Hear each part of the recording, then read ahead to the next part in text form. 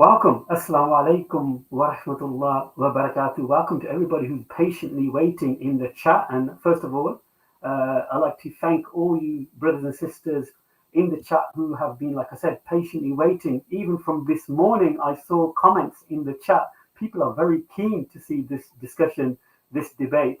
My name is Muhammed Abu Shuaib from COVFF YouTube channel. I am actually hosting today's discussion.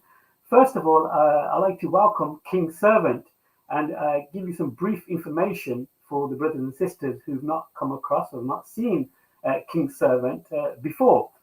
King Servant is a born again follower of Jesus and a member of the local church which does evangelistic activity with including street evangelism, otherwise a street dawah, guys. And interesting. He preaches occasionally and has written several articles regarding Islam and Christianity. In addition to engaging in moderated dialogues and debates online, also he can be contacted privately on kingservantapologist@gmail.com. If you guys want his email address, hopefully we can put it in the chat and where you can contact King Servant privately. First of all, let me welcome King Servant. King Servant, welcome to today's show. Appreciate it. Yeah, thank you. It's good to be here. Awesome. Now, of course, fine, excellent. Good to see you, King Servant. To be honest, normally you have like a guitar in the background. What are we doing to the guitar? I'm sitting in a slightly different position. Awesome. Welcome to today's discussion. I really appreciate you. Of course, for you brothers and sisters who do not know Brother Yemeni, let me slightly introduce Brother Yemeni for those who are new to the channel. Of course, Brother Yemeni is a da'i, a researcher, a polemicist, engaging in comparative religion and intra-Islamic discourse.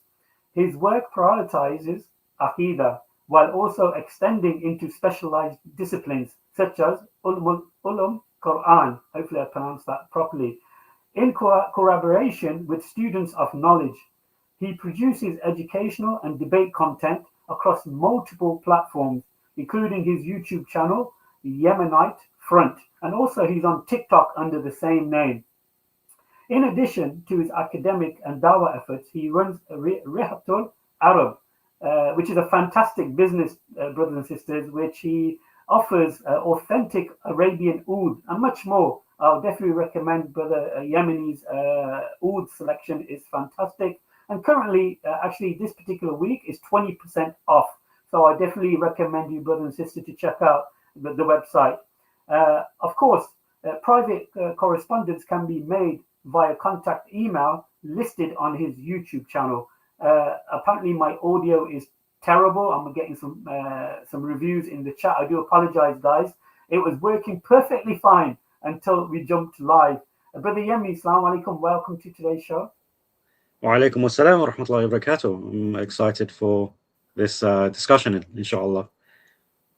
Nice, beautiful. It's really good to see you, brother, to be honest. And I've hosted many debates between you two gentlemen, and I'll be taking more of a back seat on this discussion because these guys are real gentlemen. And even though there'll be fireworks, there'll be punches thrown and jabs and so forth, but it's still going to be a fascinating debate and back and forth. It's not going to be Joshua or Jake Paul. This is going to be a real discussion, a real fight.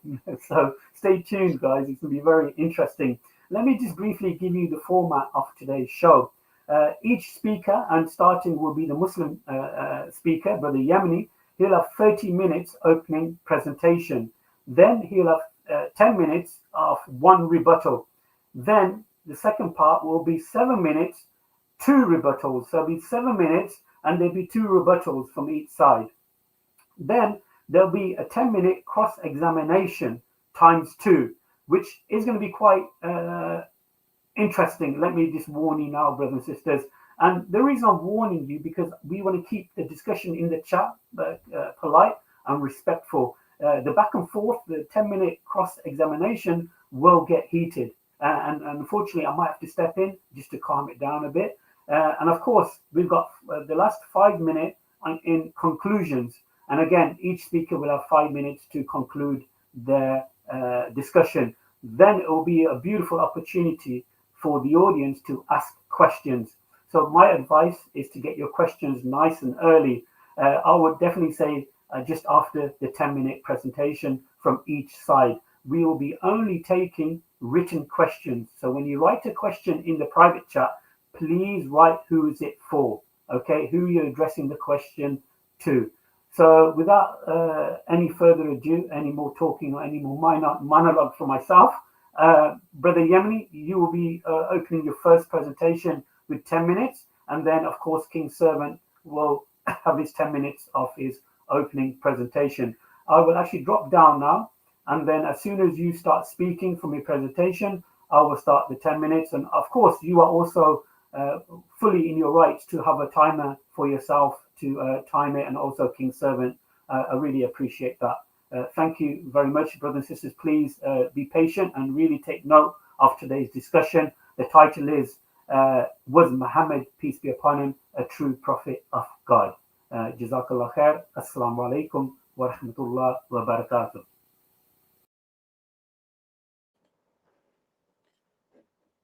Okay. Well, before Brother Shoaib starts my timer, I just want to mention to everyone that this is, even though this is a debate, I want people to bear in mind that me and Daniel, we have a history, a very good history. So despite how heated it may get, it's not out of maliciousness or hatred. Rather, it is due to the passion of the subject.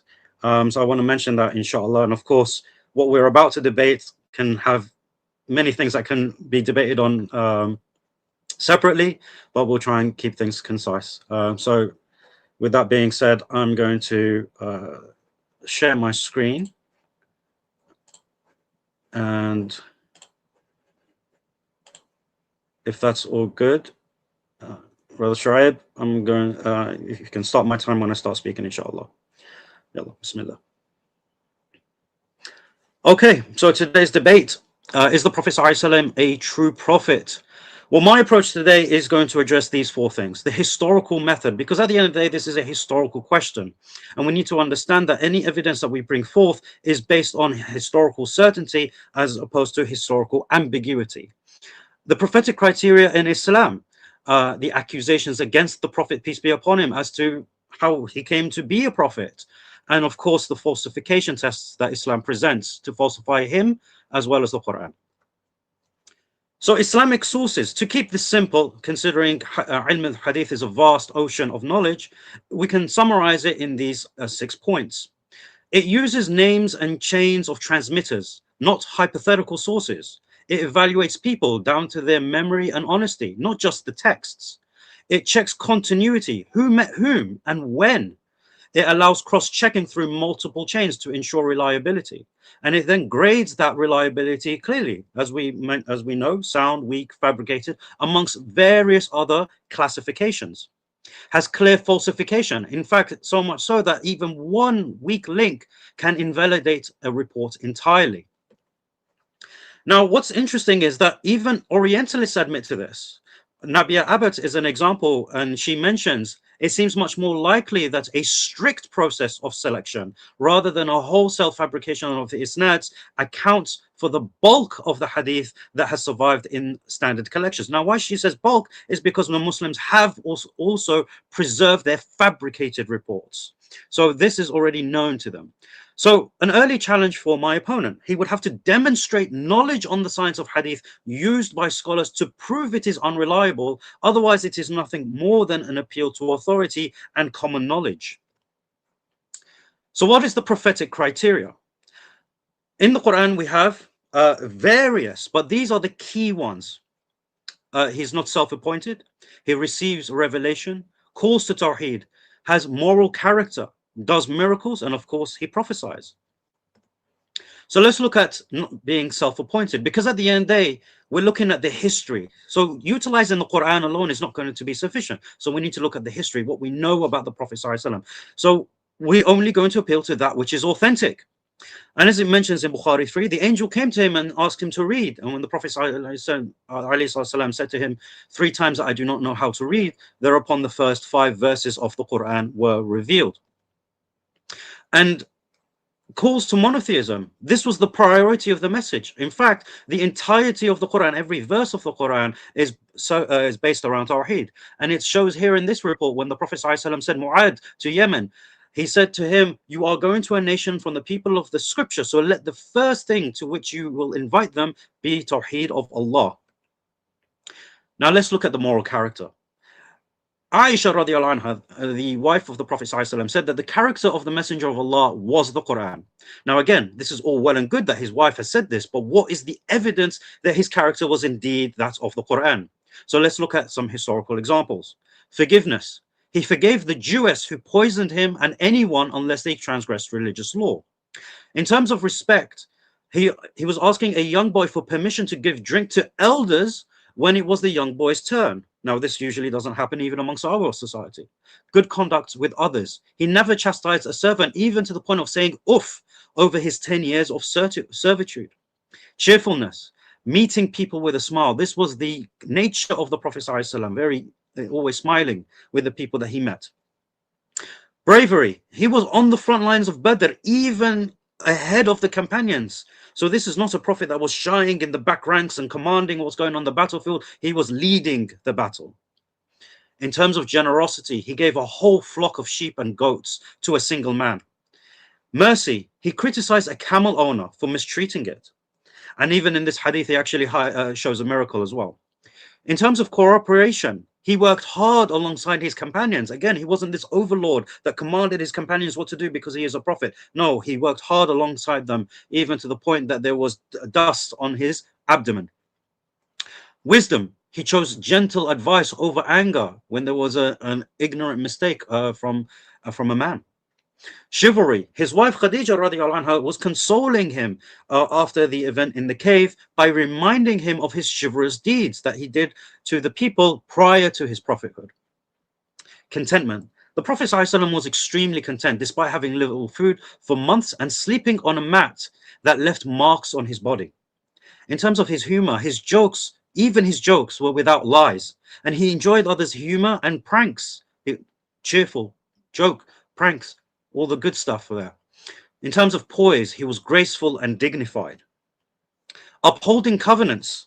He upheld a covenant even at his own disadvantage, because some companions were traveling to help him at the Battle of Badr, but they got held up by Quraysh, and they told him they're not going to fight, and they promised Quraysh. And when the Prophet ﷺ heard of this, he told them not to fight. So this was at his own disadvantage, in order to uphold that covenant that they took personally with Quraysh.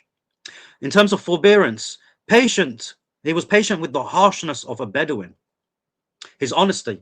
In fact, with this one, his enemies testified to him never telling a lie in these two references that I have cited. In terms of justice, he would apply to justice to one of high status, even his own daughter. He did not discriminate based on wealth or kith and kin. Resolve, discipline, and gratitude. The Prophet ﷺ, he would pray till his feet cracked, thanking Allah subhanahu wa ta'ala. In terms of love, the Prophet ﷺ expressed love openly to people like the Ansar in the example given. Humility. He blended in with the companions, so much so that when someone came to ask about him, they couldn't distinguish between him and the companions, going to his humble nature, and he helped his family in the home. So that is some of the characters of the Prophet ﷺ, and there is much, much more, but of course, due to time constraints, we can only mention these 15. So let's look at some of the prophecies. Of course, the Roman prophecy. The Romans have been defeated. This happened in 614 AD, in the 4th year of the reign of Heraclius. And then it mentions fi bad'i. Now, fi bid'i, now, in a few years. Now, this word bid'i linguistically refers to between 3 and 9 years. This is a linguistic understanding, not a retroactive explanation. But what we find is that Heraclius had his first triumph against the Persians in 622 AD, putting it at 8 years. In fact, there is a Greek contemporary text that is recorded in the Chronicon of Pasha, which documents the victories of Heraclius starting in the year 622 in the Battle of Issus and the victory over Shahbaraz until the year 628 when he finally retook Jerusalem back from the Persians. So that's a fulfilled prophecy. Abu Lahab. Now, people might be saying, well, what about the fire? You know, we don't know if he's in hellfire. That's not the point here. The point here is that it demonstrates that he will die a non-Muslim. And in fact, this is what happened. He died as a non-Muslim 10 years later. Now, people might say that this is actually, you know, something that is predictable, but because there are many other Muslims who accepted Islam even though being an enemy, you know. But that's exactly the point. That is what happened, and therefore, but it would have been risky to say that he would not accept Islam. The death of his daughter. It was narrated by Aisha that he spoke to Fatima. Okay, she was speaking to Fatima, and Fatima anha, spoke to her and said that he informed her that she would be the first of his family to follow, and on that she laughed. And of course, in Bukhari 3092, Fatima remained alive for 6 months after the death of the Prophet ﷺ. Now, people might say, oh, well, she would lived, but maybe someone else died prior to her from his family. Well, no, that is actually not the case. The Bedouin towers, when the camel herd is complete in tall buildings. Now, I think I need to explain this prophecy, because if you look in Qatar, Dubai, and Saudi, and you think that this is not a prophecy fulfilled, then your sincerity needs to be checked. But as we have seen, the examples of prophecies in the Quran and Sunnah follow a pattern in which they are accurate, specific, unambiguous, and unpredictable. These are criteria to know it is from Allah, given to a true prophet and messenger, and not a false one. So let's talk about miracles now. Many people think that the Prophet ﷺ didn't do miracles. But besides the Quran in of itself, which is a miracle, we have these examples. The moon splitting, witnessed by companions, disbelievers, and travelers.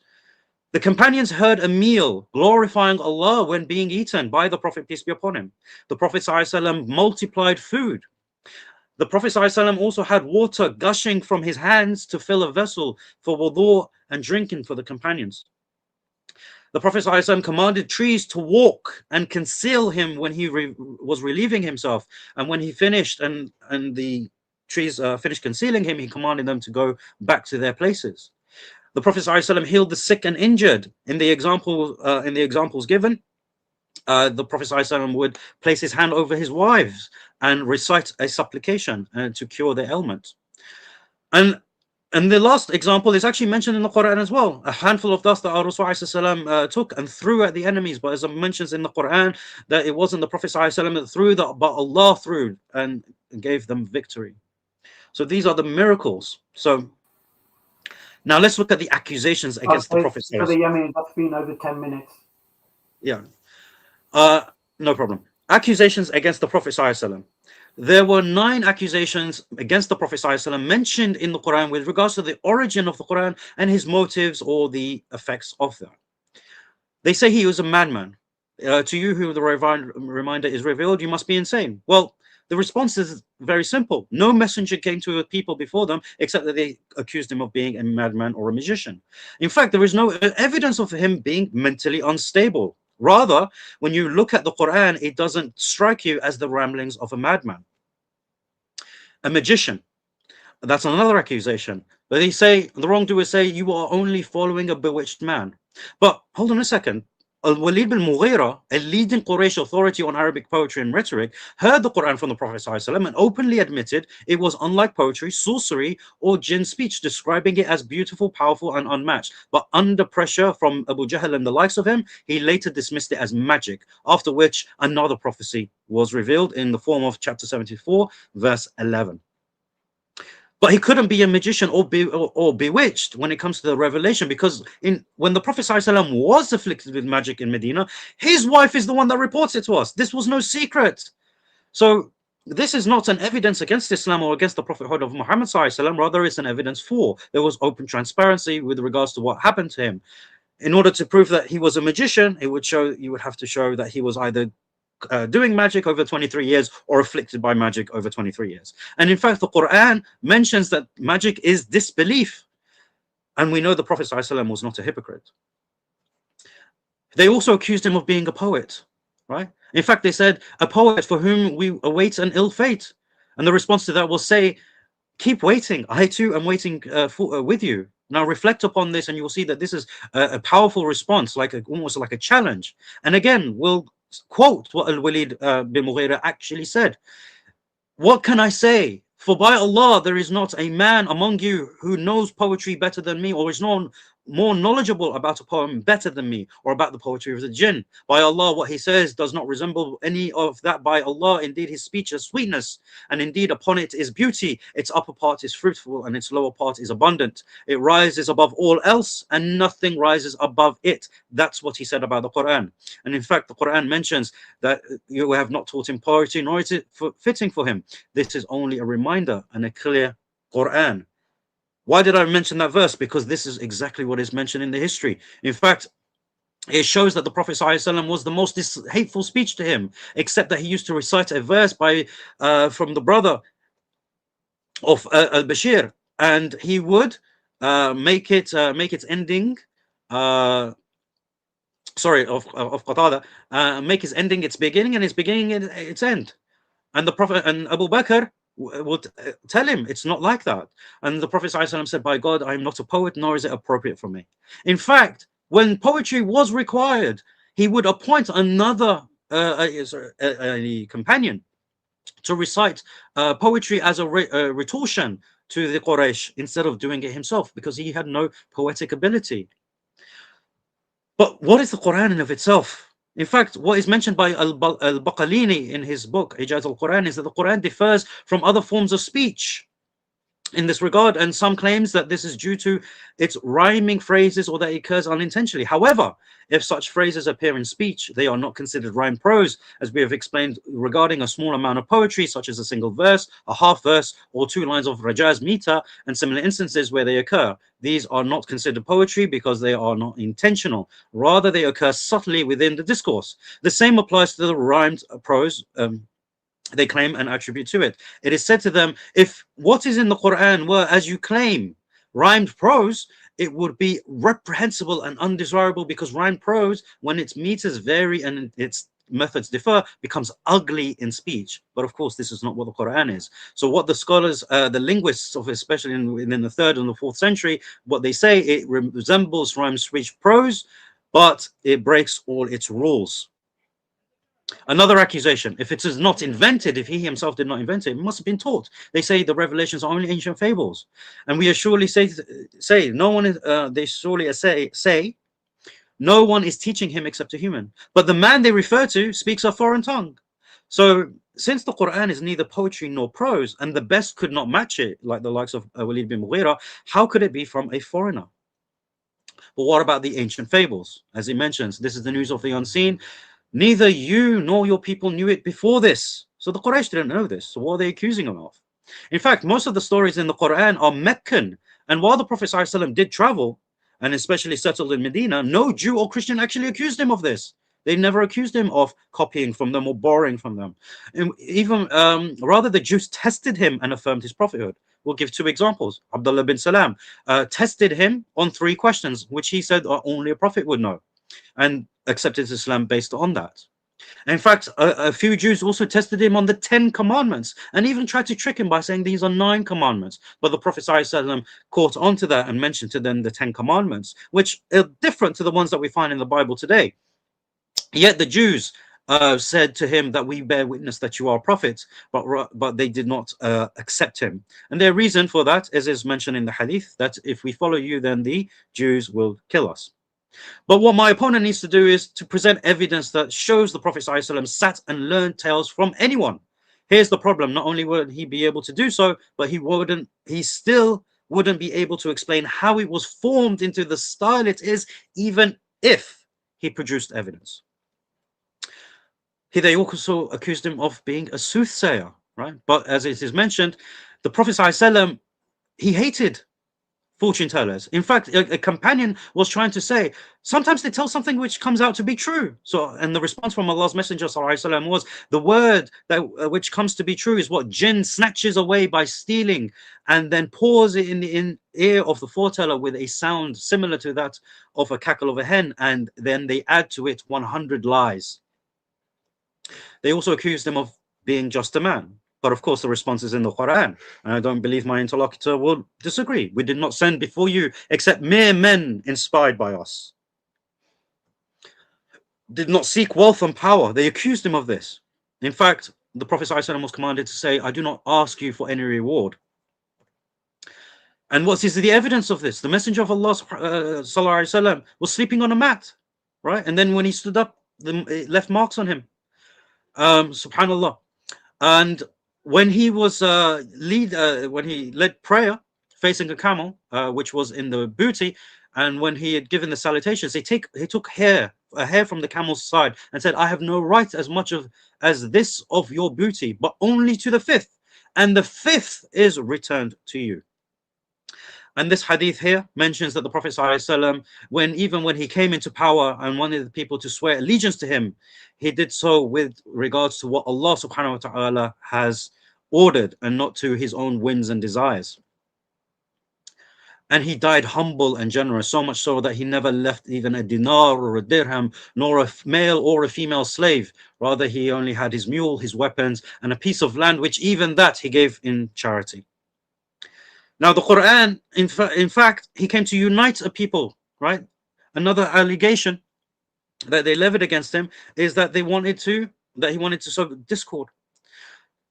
But this religion is of one, and as it's mentioned in the Quran, I am your Lord, so worship me. The believers are but one brotherhood, so make peace between your brothers. And as it mentioned in this verse, and hold firmly together to the rope of Allah and do not be divided. Remember Allah's favor upon you when you were enemies, then he united your hearts, so you by his grace became brothers. So this is the intention of Islam, to cause unity, not division, although religion naturally divides. Now let's look at the falsification test. To produce a surah like it, to find an internal contradiction, as mentioned in chapter 4 verse 82, and to prove corruption as it has been promised to be preserved by Allah in chapter 15 verse 9. So let's look at producing a surah like it. Now the Quran, as we have explained, is neither prose nor poetry. In fact, the Quran is its own genre. Okay, it has new grammatical construct that was not used before, new words that yet did not require definition. People understood what they were, what they meant. There was no prior literary training given to the Prophet ﷺ. In fact, and the Quran of itself is exceptionally rich in meaning, yet easy to read and comprehend. When it comes to contradictions, as it's mentioned in this verse, do they not reflect upon the Quran? If it had been from other than Allah, they would have found within it much contradiction.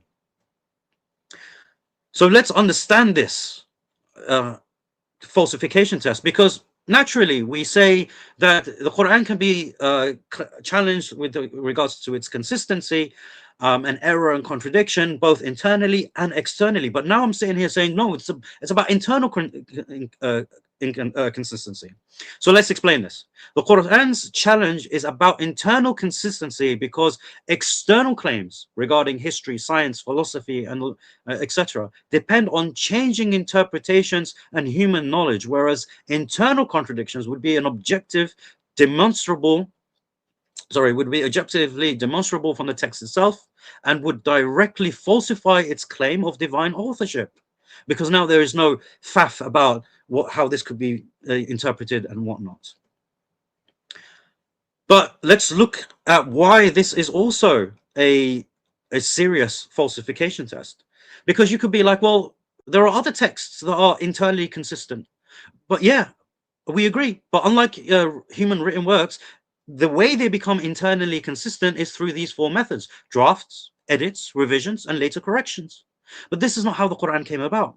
The Quran, once it was delivered and completed in terms of its revelation, there was no revisions, there was no retractions after the fact, there was no later harmonizing edits, there was no competing Qurans. And in fact, it remained internally consistent and coherent for over 14 centuries. Now let's look at preserved. What is meant by preservation? This is an important question. As it is mentioned in the hadith, and it's coming from the Prophet ﷺ, each mode of recitation is healing and sufficient. So what the Muslims have understood from the very beginning regarding the preservation of the Quran is that one reading of the Quran is sufficient to call it preserved, because it is Quran. And we don't want people to confuse ahruf and qira'ah to different Qurans. The compilation of the Quran. We have the sources that mention to us that Abu Bakr was the first to collect the Quran, and this happened 7 to 8 months after the demise of the Prophet ﷺ. And in fact, in the end, a couple of decades later, Uthman produced his 4 codices, utilizing the same committee that was utilized by Abu Bakr in order to standardize the Uthmanic rasm of the Quran. So we can summarize it in these 4 points. The initial revelation, the Quran was revealed with a single dialect or harf, and that was the dialect of Quraysh. And more ahruf were revealed until it became 7, which differed in dialect and meaning. But how did the Prophet ﷺ teach it? He taught combinations of the ahruf to different companions, resulting in what we know as the qira'at. And then, of course, as we have mentioned, the masahif came afterwards, and the codices have allowed for the different readings which have been transmitted to us today, and which every Muslim has on his shelf. Now, this is an isnad example, a fraction of it, because this is the isnad of the riwayah of Warsh. Now, what you can see is 7 chains out of 144. Now, we're not saying 144 between the Prophet ﷺ and us. No, this is 144 chains between the Prophet ﷺ and Warsh himself. So you can only imagine how many it is up until this present day. But this is an example highlighting the isnad and how we trace the readings of the Quran and how it is mass transmitted. And each and every one of these are masters in the recitation of the Quran. Well, what about the manuscript tradition? In fact, here we have 5 examples from the 1st century, either from the mid to the late century, containing several folios and decent percentages of the Quran, which all, by the way, conform to the Uthmanic rasm. So what must my opponent do tonight? Now, if he chooses to approach this debate from externally, what he must do is provide evidence that our historical method to establish the history of the Prophet ﷺ and what he did and how the Quran was revealed is unreliable. And he must do that by demonstrating knowledge on hadith literature and hadith science. He must also provide clear evidence that his theology is correct, as opposed to the Jews, to judge the Prophet ﷺ on theological continuity if he chooses to go down that path. He must also provide clear evidence that the Prophet ﷺ doesn't meet the biblical criteria without utilizing double standards within his own criteria. And he must also prove that Jesus came with the final revelation and scripture with no prophet to come that would provide revelation or scripture that conflicts with that which we find in their scriptures. But this is if he chooses to approach it externally. But if he chooses to approach it internally, this is what he must do and what I expect to hear from him in his rebuttals and even in his opening statement. He must disprove the upright character of the Prophet ﷺ. He must provide false prophecies, even one. And we're not talking about unfulfilled prophecies like eschatological prophecies. No, things that are completely false. Disprove his miracles. Prove to me that he didn't do these miracles. Provide evidence of the accusations against him to be true. It doesn't have to be all of them. Could be even one of them. To debunk the linguistic falsification of the challenge. I'm sure he'll have a difficult time with this because it requires extensive knowledge of the Arabic language. But he can also approach it from the internal consistency of the Quran and actually falsify that. Now, of course, he has to ensure that he is going into the context and not just falsifying it from a superficial reading of the Quran. He has to demonstrate knowledge of these verses and then provide a coherent argument as to their internal inconsistency. And he has to prove the Quran is not preserved, which and all of these are impossible tasks that I've set before him. And after a fraction of the evidence that we as Muslims have has been presented. With that being said, I conclude my opening statement and I hand it back to you, inshallah. Jazakumullah khairan.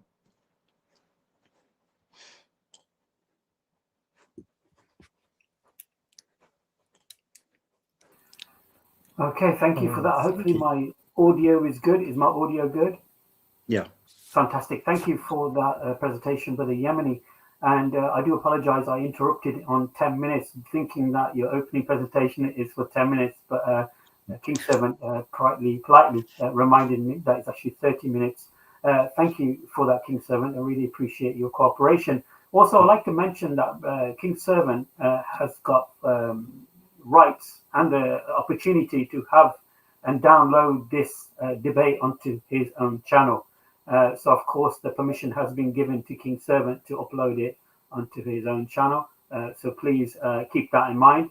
Also, I really appreciate the mods for keeping everything in order in the discussion. We don't want some of this negative comments in the chat, and unfortunately, we get that even from Muslims. So please, thank you for the moderation and keeping everything top quality. Absolutely fantastic.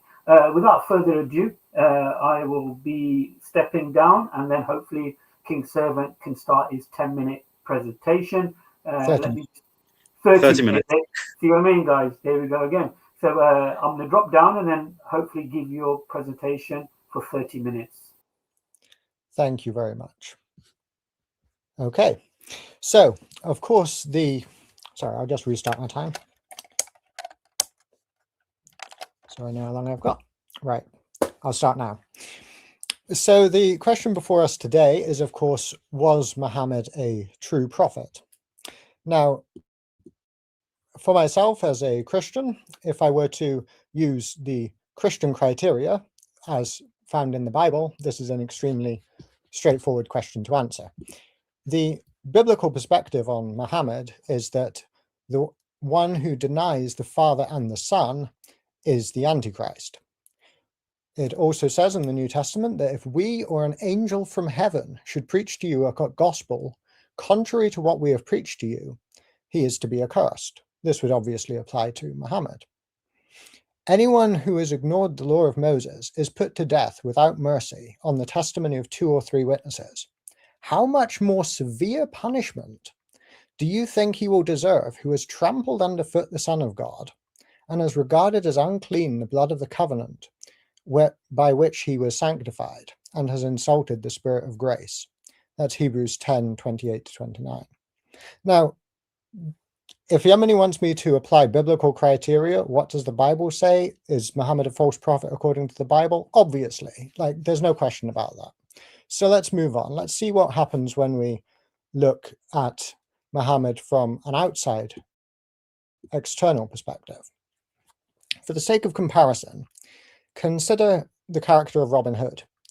Let's say we were debating the topic, Robin Hood was the best archer ever. According to the sources on his life, he clearly was. He is presented that way.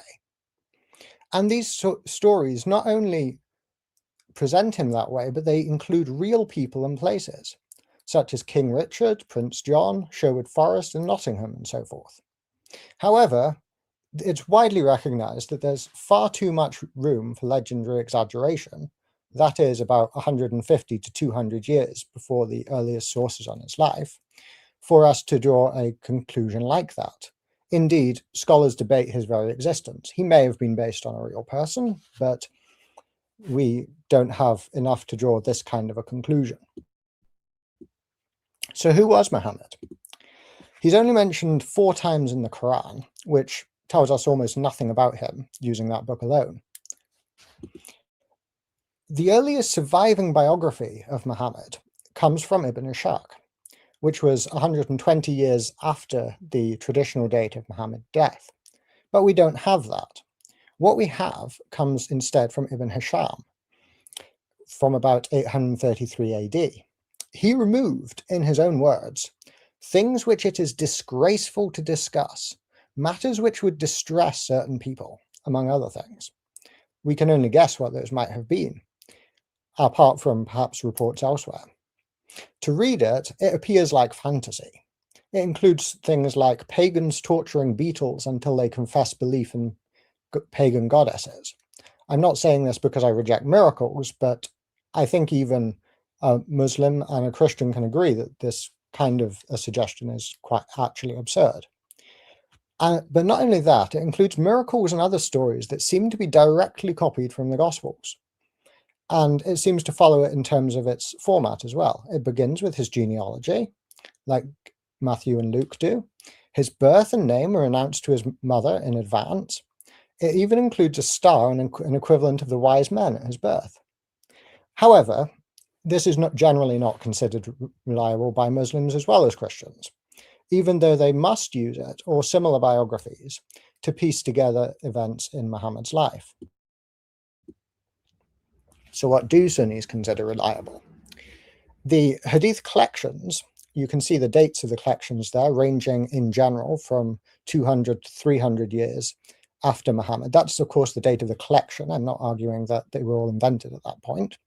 And then you have the manuscripts ranging from 1000 onwards.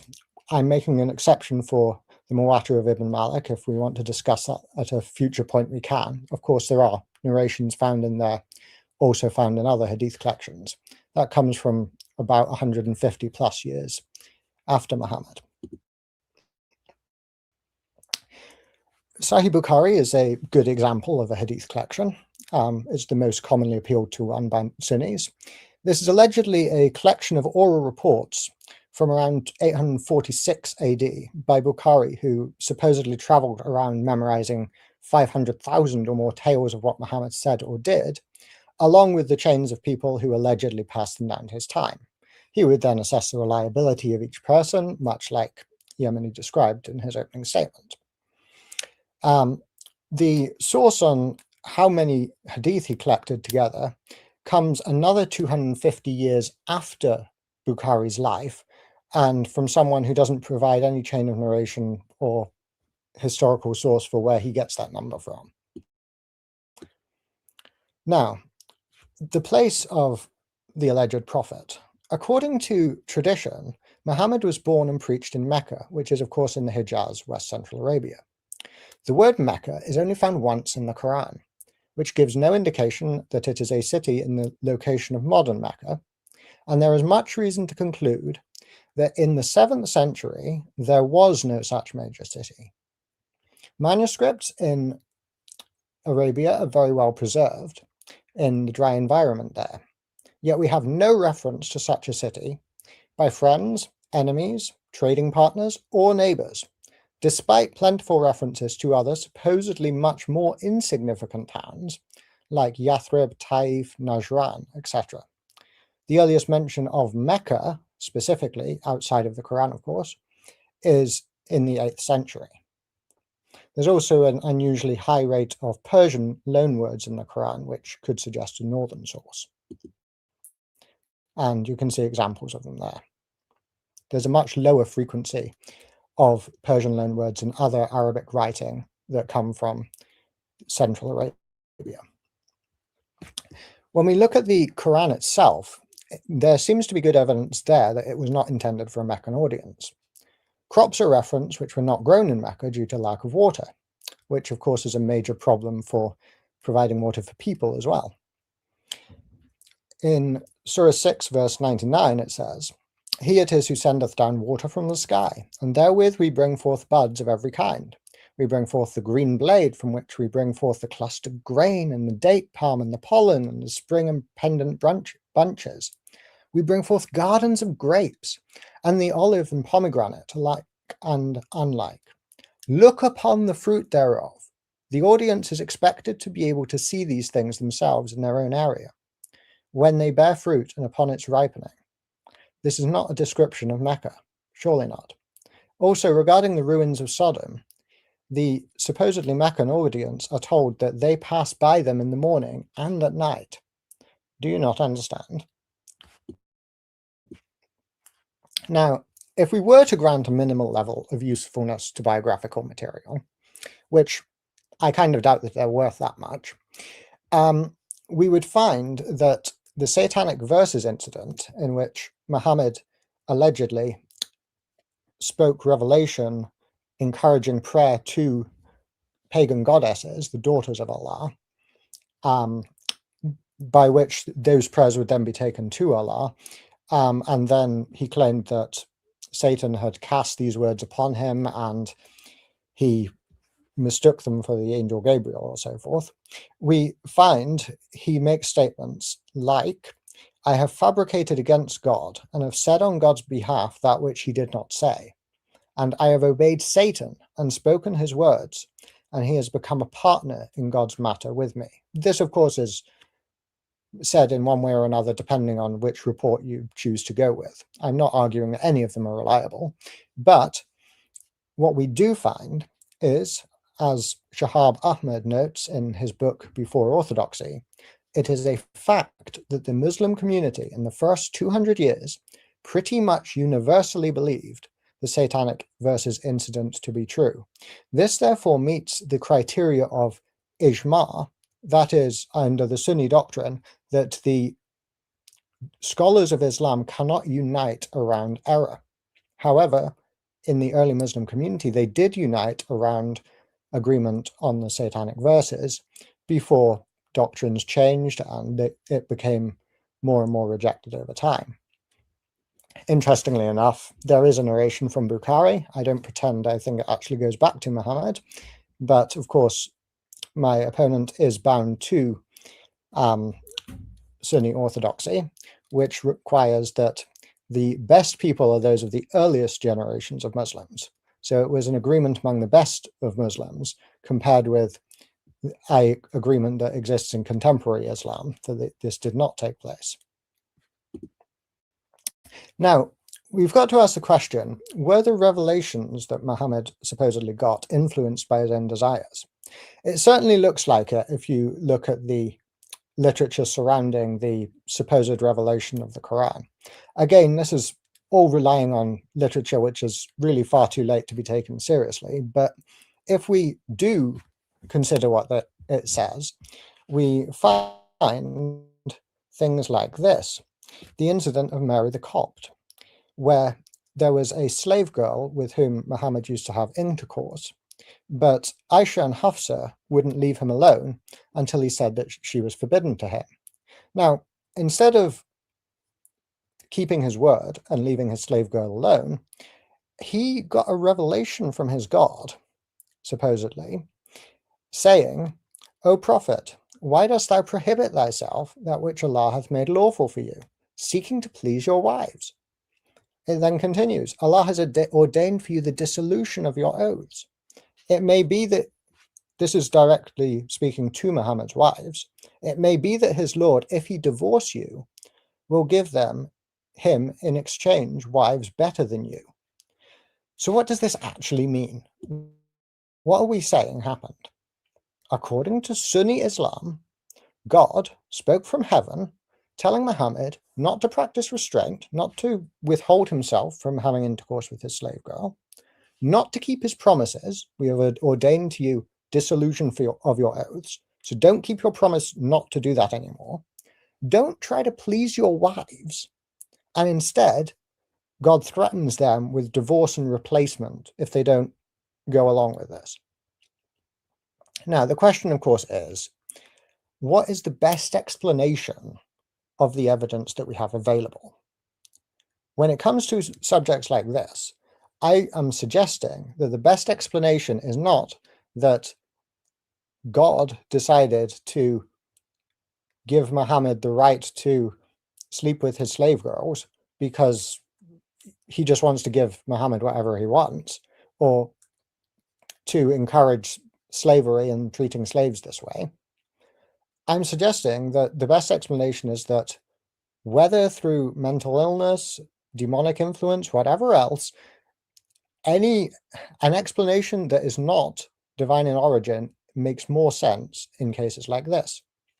And I would go further and suggest that when we look at the whole corpus of the Hadith, the picture that we get is not just the flowery one that Al-Yemeni painted for us. Admittedly, he is relying on authentic Hadith by Sunni standards.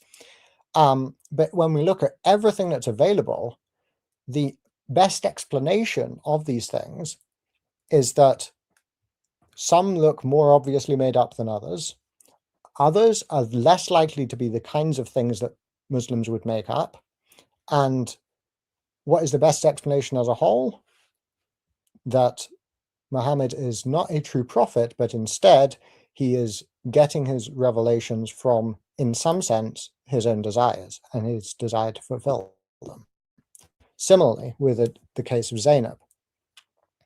According to tradition, and I cite Tabari here and others, Muhammad saw his cousin Zainab's body.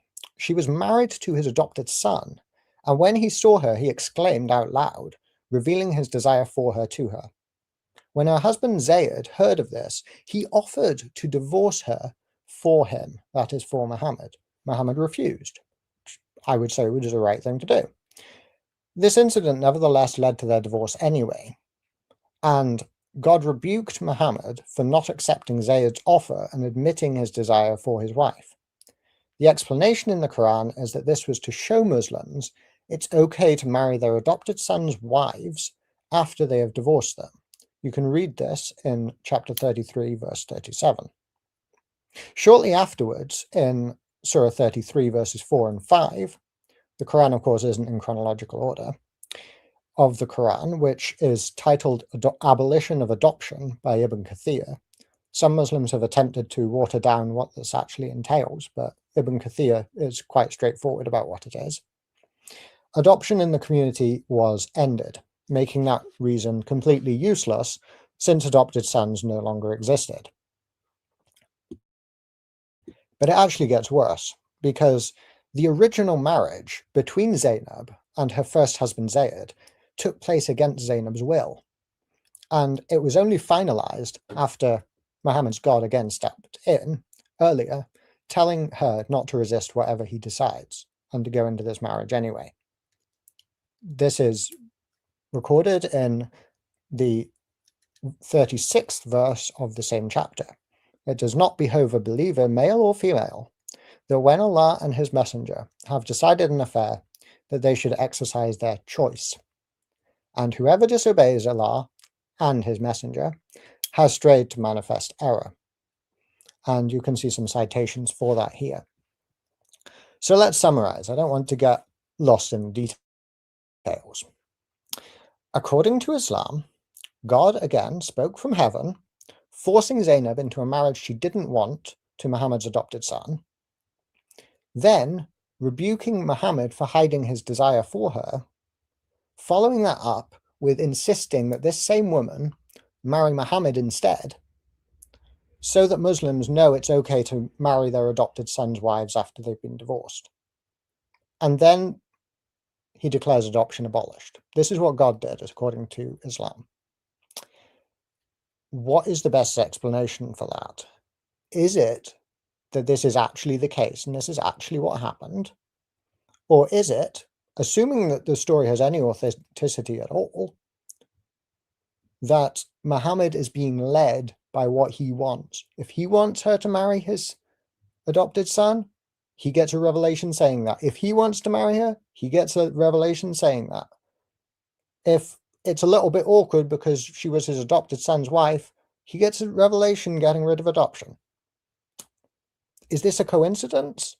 Or is the better explanation that these revelations are not coming from God? This hardly needs much comment from me, but the Quran rebukes people for annoying Muhammad by not leaving immediately after they've had a meal at his home. And it also forbids people to speak to his wives except under particular conditions and so forth. The indication that this is to please Muhammad is quite blatantly sitting there in the text. Now, we have the interesting case of Muhammad's scribe. He himself apparently is a source of the Quran, at least according to some reports. It's written that when Muhammad dictated to him, who heareth and knoweth all things, his scribe would write it, all-knowing, all-wise. And this resulted in his scribe doubting and leaving Islam. Then he said, if Muhammad gets inspiration, then I get inspiration too. And if Allah sent him his revelation, then I was sent the same thing. In other words, if Muhammad's a prophet, I'm just as much a prophet as he is. And I'm no prophet, so I'm out of here.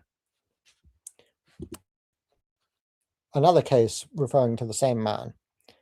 The Messenger of Allah invited him once so that he could write something. And we have a case where Abdullah was apparently amazed by a particular detail in the Quran and added, so blessed be Allah, the best to create. The Messenger of Allah said, that's how it was revealed to me. So Abdullah doubted then and said to himself, if Muhammad were truthful, then I was revealed what he was revealed. And if he were a liar, and I said what he said, this resulted in him, of course, leaving Islam. Yes, there are reports of him returning to Islam under pressure for his life, but when he has the option, he chooses not to be Muslim. Now, we also find record that Muhammad was accused of repeating anything that he heard and believing whatever was being circulated. Yemeni did touch on this, but we'll no doubt get into this in more detail. It was said of a particular individual that it was him who said Muhammad is all he is. If anyone tells him anything, he believes it. And there happens to be a revelation directed at him as well for saying such a thing about Muhammad. The Quran records that Muhammad was, or the author of the Quran, whoever that is, was accused of producing nothing but tales and fables of the ancients. It's interesting that a pre-Islamic poet, at least according to Islamic tradition, came out with exactly the same thing, the saying of the moon splitting that is found in the Quran. I don't know if you can see the comment at the bottom of the slide here, hopefully you can, but the one difference in the phrase is at a point in which there are several different variant readings in the Quran. Variant readings is what they are. The origins I'm not commenting on, at least at this point. Now, let's talk about Abraham and the fire that we find in the Quran. The Quran records an incident where Abraham was thrown into a fire and God saved him. The origins of this report are exegetical, not historical. It's a story that is based on reinterpretation of the Bible, not historical reporting. The Bible records Abraham was called by God to leave a place called Ur-Kasdim, Ur of the Chaldees, and I've got the reference there. You can see on the right-hand side of the slide a picture of the ruins of that city. We know it's a city, we've dug it up, we've investigated it. Not me personally, but scholars have done this and the evidence is very available. Now, Nimrod was identified as Zarathustra by ancient Greeks. According to tafsir on the Quran, and I think there's a virtual consensus among tafsir, that Nimrod is the one who threw Abraham into the fire. But he was identified as Zarathustra by ancient Greeks. That goes back a long way. Using the similarity between the Hebrew word or, which means fire, and the name of the city that he was taken out of by God, as a polemic against Zoroastrianism, rabbis theologically expanded what the Bible said into the idea that Abraham survived being thrown into a fire by Nimrod. So we know the origins of this story. We know where the idea that this took place comes from. It doesn't come from history. It doesn't come from any attempt to reconstruct what actually happened based on what people saw, what they've written down, or anything that was produced by a person claiming to have this knowledge from God. It was produced by rabbis in order to attack Zoroastrianism. That's where this story developed from. And yet it is presented as if it were historical fact in the Quran. Therefore, whoever brought this supposed revelation from God is a false prophet. And I'll certainly grant, for the sake of argument, that was Muhammad. You can see here, Yeshai Kael, in his article, Abraham and Nimrod in the Shadow of Zarathustra, writes, "The motif of Abraham's miraculous deliverance from a fire is completely absent from the Hebrew Bible. It's not found in the earliest sources on Muhammad's life by a long shot. Although supposed scriptural traces of this motif were delineated by Second Temple exegetes." Now, in case the audience doesn't know what that means, Second Temple exegetes, that is essentially around the time of Jesus. you're talking well over 1,000 years after the events took place. Using these earlier pieces of tradition, rabbinic and Islamic authors attempted to weave together a coherent narrative telling the story of Abraham's miraculous emergence from the fiery furnace. And you can see here where Nimrod, the son of Cush, is identified as Zoroaster by Epiphanius, who lived in approximately the year 400. In the so-called Tafsir of Ibn Abbas, of course, Ibn Abbas didn't write a Tafsir. This is a collection of reports that are narrated to him. Nimrod is identified as the one who threw Abraham into the fire. And here we have the report, or I should say the commentary that rabbis put together to attack Zoroastrianism, again citing Nimrod, who wanted to worship fire, sending Abraham into this furnace, but surviving by the power of God. Now, finally, let's talk about Alexander the Great and Dhul-Qarnayn. According to the Quran, the prophet of the Quran, let's call him Muhammad, was asked about the two-horned one, Dhul-Qarnayn. The Quran claims that he traveled to where the sun sets in a pool of water, and then he turned around and went to the rising place of the sun. He also built a wall between two mountains to keep out the tribes of Gog and Magog. Now, of course, here's where the source criticism comes in. The Syriac legend of Alexander records him building this wall, which is contemporaneous with or earlier than the Quran. There's no way that this could be derived from the Quran. And you can see on the right-hand side a 4th century BC coin showing Alexander with the horns of Ammon, which of course was an Egyptian god. So he was completely pagan, and that's what the horns are referring to, the horns of Ammon given to him by this pagan god. Pseudo-Jacob, who again wrote before or contemporaneously with the Quran, has a writing entitled On Alexander, the Believing King, and on the gate which he made against Gog and Magog. There's no question that this is referring to Alexander. Here we have another source on Alexander, one of the Alexander romances, which says that Alexander builds a brass and iron door to shut in the nations of Gog and Magog. And you can see on the other side the Quran, which clearly identifies Dhul-Qarnayn in relation to Gog and Magog, building a door out of, in this case it says copper and iron. There can be no question that this is derived from or connected with any other figure than the Alexander myth of the Alexander romances. The historical Alexander did not do this. No one in history did this or was asserted to have built a wall to keep out Gog and Magog. There is no one else. This is talking about Alexander. He was a pagan, which is why so many Muslim apologists desperately want to deny that it's talking about Alexander.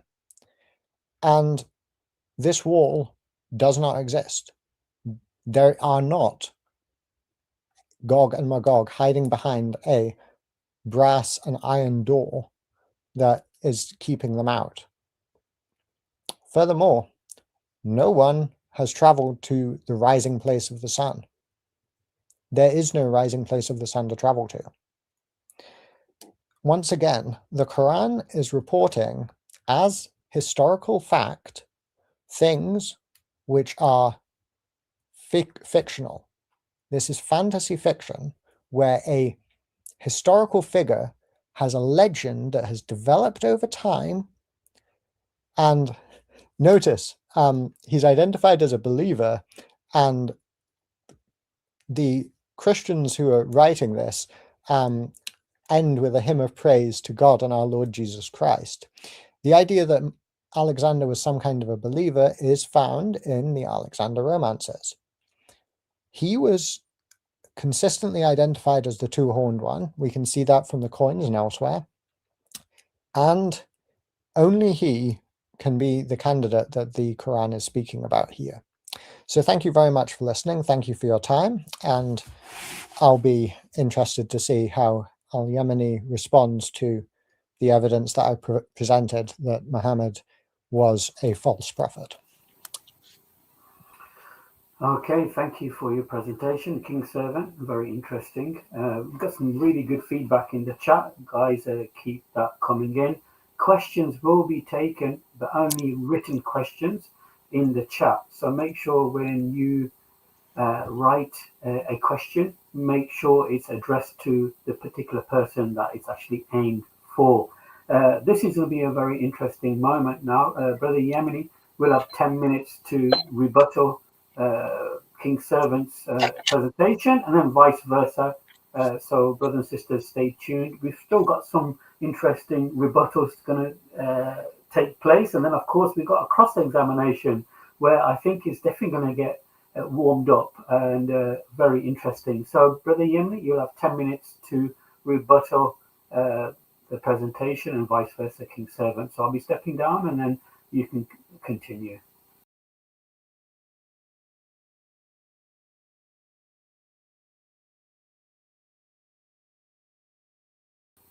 You're muted, Brother Yemeni. You're muted. Sorry, I was just so excited for this rebuttal. Right, okay, I'm going to start. Let me just reset my time here. Okay, I'm going to start it now, inshallah. Bismillah. All right, so I'm going to start with the last thing that King Servant said, which is evidence. Well, I'm sorry, but you say evidence. I've heard nothing but assumption. In fact, you even said, I believe, and let's call him Muhammad, highlighting that you're actually not sure of what's going on here. But let's address things in a chronological sense. You mentioned about the biblical criteria that Muslims deny the Father and the Son. No, we don't. We believe that who you refer to as Allah is actually, the Father is Allah, and who you refer to as the Son is Isa alayhi salam. But again, like I mentioned to you in my opening statement, you have to actually prove your theological basis to be correct before you say, because now it's just circular reasoning. A different gospel. And to ignore the law of Moses, this is very ironic, because I'm pretty sure Paul wrote that, and he's the one that ignored the law of Moses. Very interesting that you bring that up as your criteria. You talk about Muhammad being mentioned 4 times in the Quran. This is a fundamental error. This is only by name. He is addressed many more times with his title, with various titles: messenger, prophet, OU, say. These are all addresses of the Prophet ﷺ.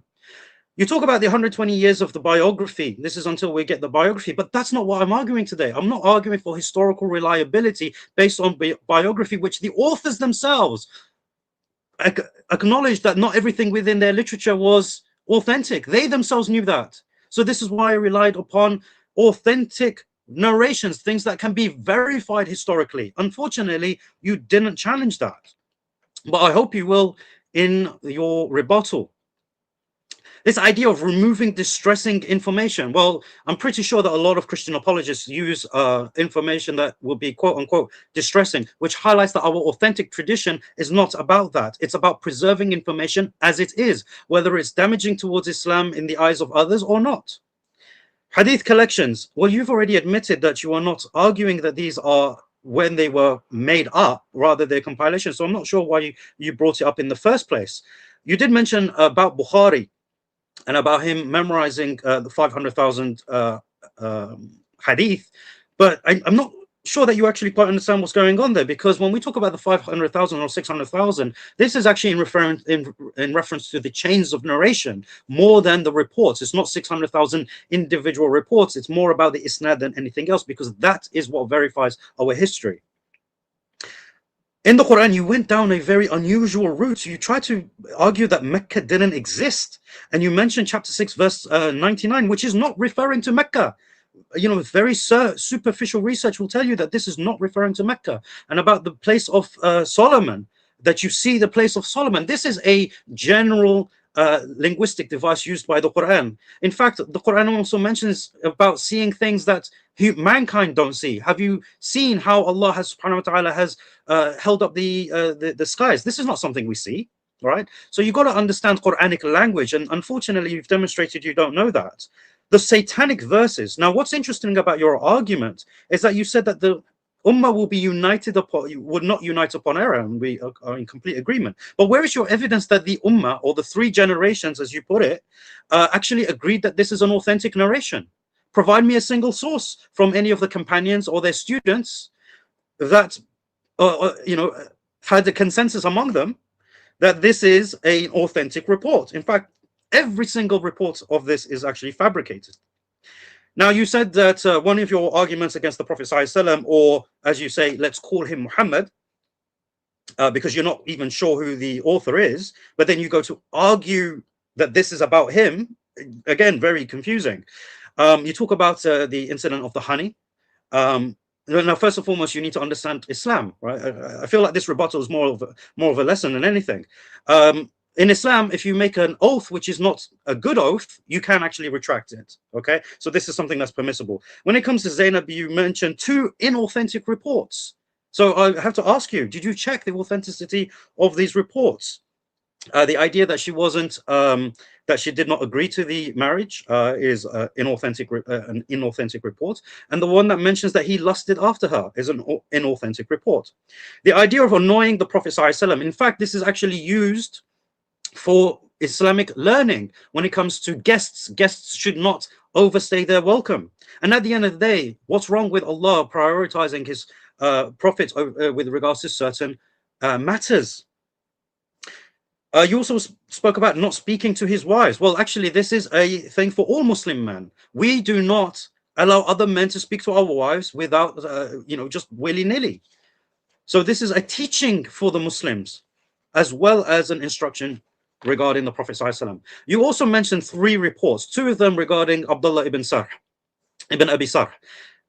Again, newsflash, they're inauthentic reports. Okay, and the funny thing is that you provided a report that actually refutes you. The one that mentions that he was a scribe in Mecca. Guess what? Abdullah ibn Abi Sarh reverted in Medina. He became a Muslim in Medina. So how could he be even a scribe for the Prophet ﷺ in Mecca? This is a fundamental 80s argument that has been refuted decades ago. Now, you try to compare the moon splitting to pre-Islamic poetry. And you mentioned what is in the Qira'at. I'm not understanding the correlation there. You need to explain that to me. But with regards to its comparison with pre-Islamic poetry, you have a line. And even that, it's not the same thing, right? You have to demonstrate that that passage in the Quran is poetry, but you don't have the linguistic ability to do so. So again, you should stick to things that you can actually argue in evidence, because I'm yet to see any evidence from you, King Servant, unfortunately. With regards to Abraham and the fire and its origins, because it is mentioned in the Quran in chapter 21:69, you say that this has been developed by the Jews. Well, you don't have any evidence that it was developed by the Jews. That's simply your earliest source of the material. So you assume it is developed at that point in time. You also mentioned Ibn Abbas, quoting, again, a source that you know is not written by him.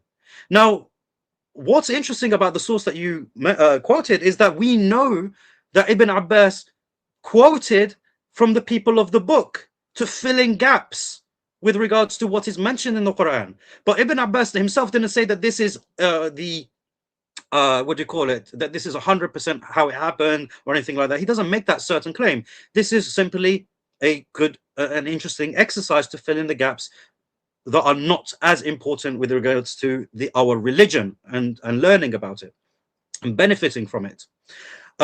Alexander the Great, you said before or contemporary. Which one is it? Are you not sure about your sources? You said that we deny this because Alexander was a pagan. Well, no, actually, we deny that there is a link between them because there is no historical link between the Prophet ﷺ and the Alexander romance. You need to establish that link. Prove to me that the Prophet ﷺ actually heard this story. Don't assume things.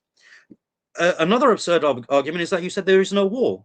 Well, what if God doesn't want us to see the war? What if that's its purpose? It is not to be seen until the time comes when they are released. It's a very, very silly argument. And again, the rising of the sun, I'm only going to address it because you said it. It's from his perspective. It's from his perspective. Now, also, when it comes to this idea of fiction and myths and everything, don't you know that there is a common saying that myth is usually has roots in truth, right? So there must be some truth behind it, but then later it got mixed up with different things and then fell into myth and legend. So why are you going to assume that this is something that you need to provide evidence, which you don't have? And this is the problem that you have with your methodology. So yes, this is everything that you've mentioned, and I have a minute and a half to spare. So I'm going to donate that to you, King Servant, because I think you need it for your rebuttal against mine, because like I said to you, I have given you an impossible task, and I wait to see your response. Okay, thank you for that response, King Servant. When you're ready, you'll have the same amount of time if you want more. Brother Yemeni has been generous enough to give you a minute and a half extra, so you can have 11 and a half minutes to take up your rebuttal. Let me know when you're ready and I'll drop down. Yeah, thank you. If I could just bring my slides back up, because Yemeni did ask for some clarifications on what I had. I'd be happy to provide that. I'll just find the relevant slide before I begin, which would be slide 24.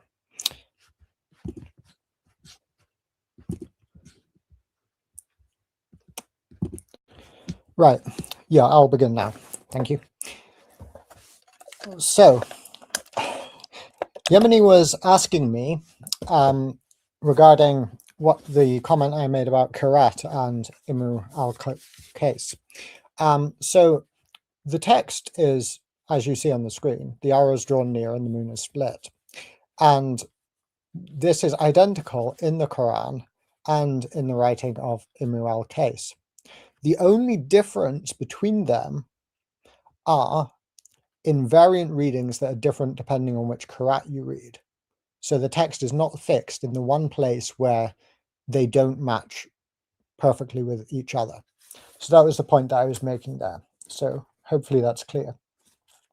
Now, obviously, there was an awful lot of material that Yemeni gave me, but I would begin by pointing out that the entire argument appears to rest on the idea that the traditional narratives of Muhammad's life are accurate. Now, if we go back to my slide, I said he's only mentioned 4 times in the Quran. I should have said by name. That's, of course, correct. But we also have the comments regarding the place of the Prophet Mecca, because I'm asked about why hadith are unreliable. The fact that the hadith do not match the archaeological record with regard to the place of Mecca in itself draws them seriously into doubt. The hadith present Mecca as if it were on a major trade route. Mecca was not on a major trade route. If it were on a major trade route, there would be reference to it by people who passed through, who were trading. It would be mentioned by the same people who talked about Yathrib, Taif, and Najran. So I want to ask Yemeni, do you recognize that Mecca was smaller and less significant than Taif and Najran? Because if you do, and that explains the lack of evidence for it, it's not even mentioned until the 8th century by anybody outside one possible reference in the Quran, then the hadith that assume an entirely different historical narrative are not reliable. And if it was the trade center and trading route center that it's made out to be, why has nobody heard of it? Now, Muhammad, because he allegedly called to monotheism, this is apparently supposed to be evidence that Muhammad was a true prophet. But we find, according to the research of Ahmed al-Jalad, who has researched the epigraphy, that is the stone inscriptions in Arabia, that every single inscription past the 5th century that's the 5th century AD, was exclusively monotheistic in Arabia. So the entire narrative that he is preaching monotheism to a group of pagans who worship multiple gods doesn't fit the archaeological evidence. Now, that's something that needs to be dealt with. This calls the entire narrative of hadith and where they come from and their reliability into question. Now, he appealed to prophecies. First of all, where do you get the dating for when these prophecies were given? Islamic tradition. I don't accept Islamic tradition as authoritative. No non-Muslim does, unless they're already being influenced by what Muslim da'is are giving them. Non-Muslim historians don't take the traditional dating of the Quran for granted, which you have to do in order to say that this prophecy was made at the time you claim. Also, the time gap is 3 to 9 years. That is a reasonably long length of time.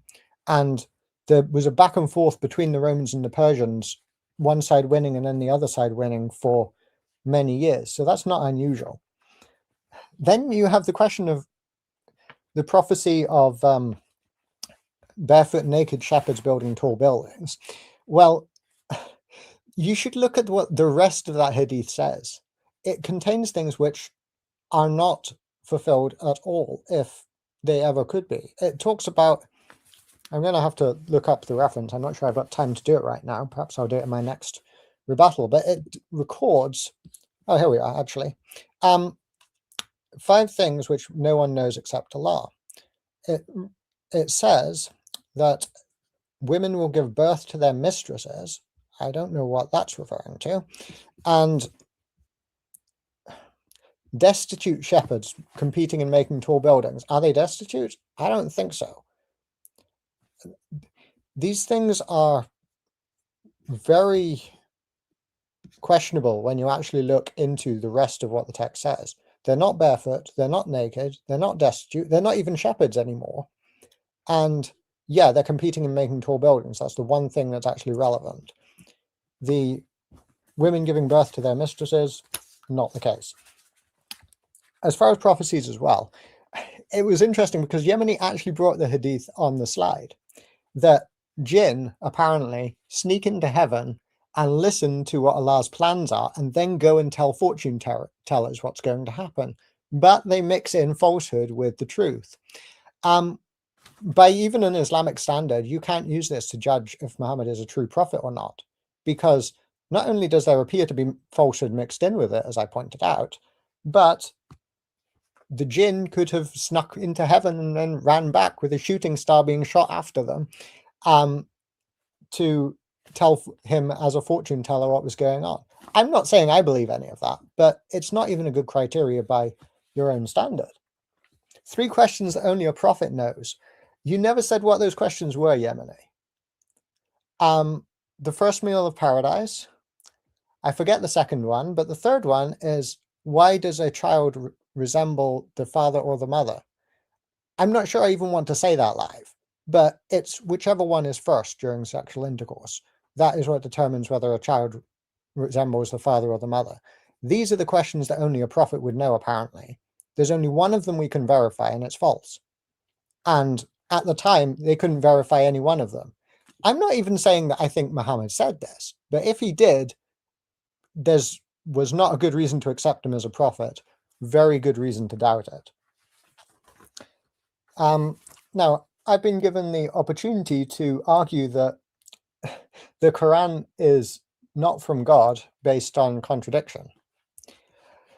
So let's do that. It's not a challenge that can't be met, so let's do it. Is the Quran clear or not? According to a variety of verses, it is clear, and some go even further and say that it is clear with every verse explained in detail, or this sort of language. However, if you read chapter 3, verse 7, it says that the disbelievers focus on the unclear parts of the Quran, and it's only the mother of the book, whatever that refers to, that is clear. Ironically, that's not awfully clear. I mean, the mother of the book may be a reference to specific parts of the Quran, but I'll leave that up for grabs. Furthermore, are Christians polytheists or not? Actually, I hate the translation polytheist. Are they mushrikun or not? Are they associated or not? That would be a better way to translate it. According to some verses, yes, we are. We are called that. According to other verses, no, we're not. We're distinguished and separated from them, such that, according to Muslim jurisprudence, you may marry you may not marry a polytheist, but you may marry a Christian woman. That means they are not polytheists. That is a contradiction in the Quran. Same thing, interestingly, with is Muhammad a father to Muslims or not? It is denied explicitly in the Quran, but in a variant reading, it is recorded that he was a father to them. That is the Qur'at of Ubay ibn Ka'b, and you can find that in Yusuf Ali's footnote, page 1104. Now, I'll just make a couple of final comments on the preservation of the Quran while I've got 30 seconds left on the clock. And you will find that in the narration by Abu Musa, I think it's Sahih Muslim 6666, but I'm going off the top of my head, could be wrong. He is speaking to the people of Basra and mentions 2 chapters that were forgotten. And this is not a good thing that they were forgotten. My opponent will doubtless say that they were abrogated, but I'm going to have to wait for my rebuttal period to address that if he decides to. The same can be said of many other narrations which record missing parts of the Quran over time. Okay, thank you for that rebuttal. Brother Yemeni did give you extra minute and a half. I don't know if you heard that prior to you starting. Are you happy to stop, or do you want another minute and a half? We can stop here. I think it's an opportune moment. Fantastic. Thank you for that. I'd like to just remind the audience, there's well over 200 people watching. Please don't forget to like, share, and subscribe to the stream.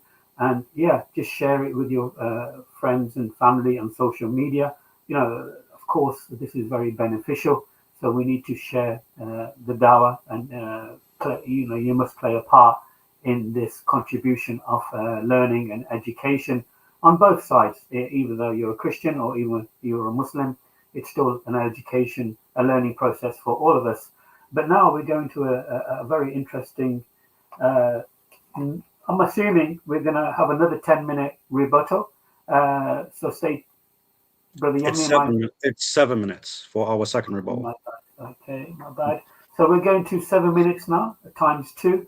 So brothers and sisters, stay seated and look forward to Brother Yemeni's rebuttal, and of course King Servant will respond soon after. Brother Yemeni, I'll be stepping down and then you can begin. Sure, inshallah. I will start my time now. All right. So as expected, there was no actual evidence presented by King Servant for my opening presentation, nothing but assumption. But let's address what he mentioned in his first rebuttal. He said hadith is different to what we find archaeologically, right? We don't have any mention of Mecca. Well, actually, Diodorus of Sicily in the 1st century BC mentions of a temple that was revered by the Arabs. Now, some people think this is referring to the Gulf of Aqaba because it mentions Gulf, but what King Servant actually needs to do is actually provide evidence of a temple that was revered by the Arabs at that time, other than Mecca. Also, pre-Islamic poetry, he actually used, I'm not place, but pre-Islamic poetry speaks about Abraha and the event of the elephant, right? So if you're going to use pre-Islamic poetry, then use it, you know, and that will demonstrate that there was actually something. And this is actually how we know the year of the birth of the Prophet ﷺ. He was born in the year of the elephant. We know this from pre-Islamic poetry. But again, you're looking at Mecca, which is a city that is constantly being developed. The Haram itself has been constantly developed, and it's now at a size that actually exceeds the boundaries of the original city. So when you talk about looking for archaeological evidence, obviously you won't find it in that particular space because the haram in of itself already expands so much of that space. But then he says there was no archaeological evidence, but then says, but there was archaeological evidence of only monotheism in the 5th century.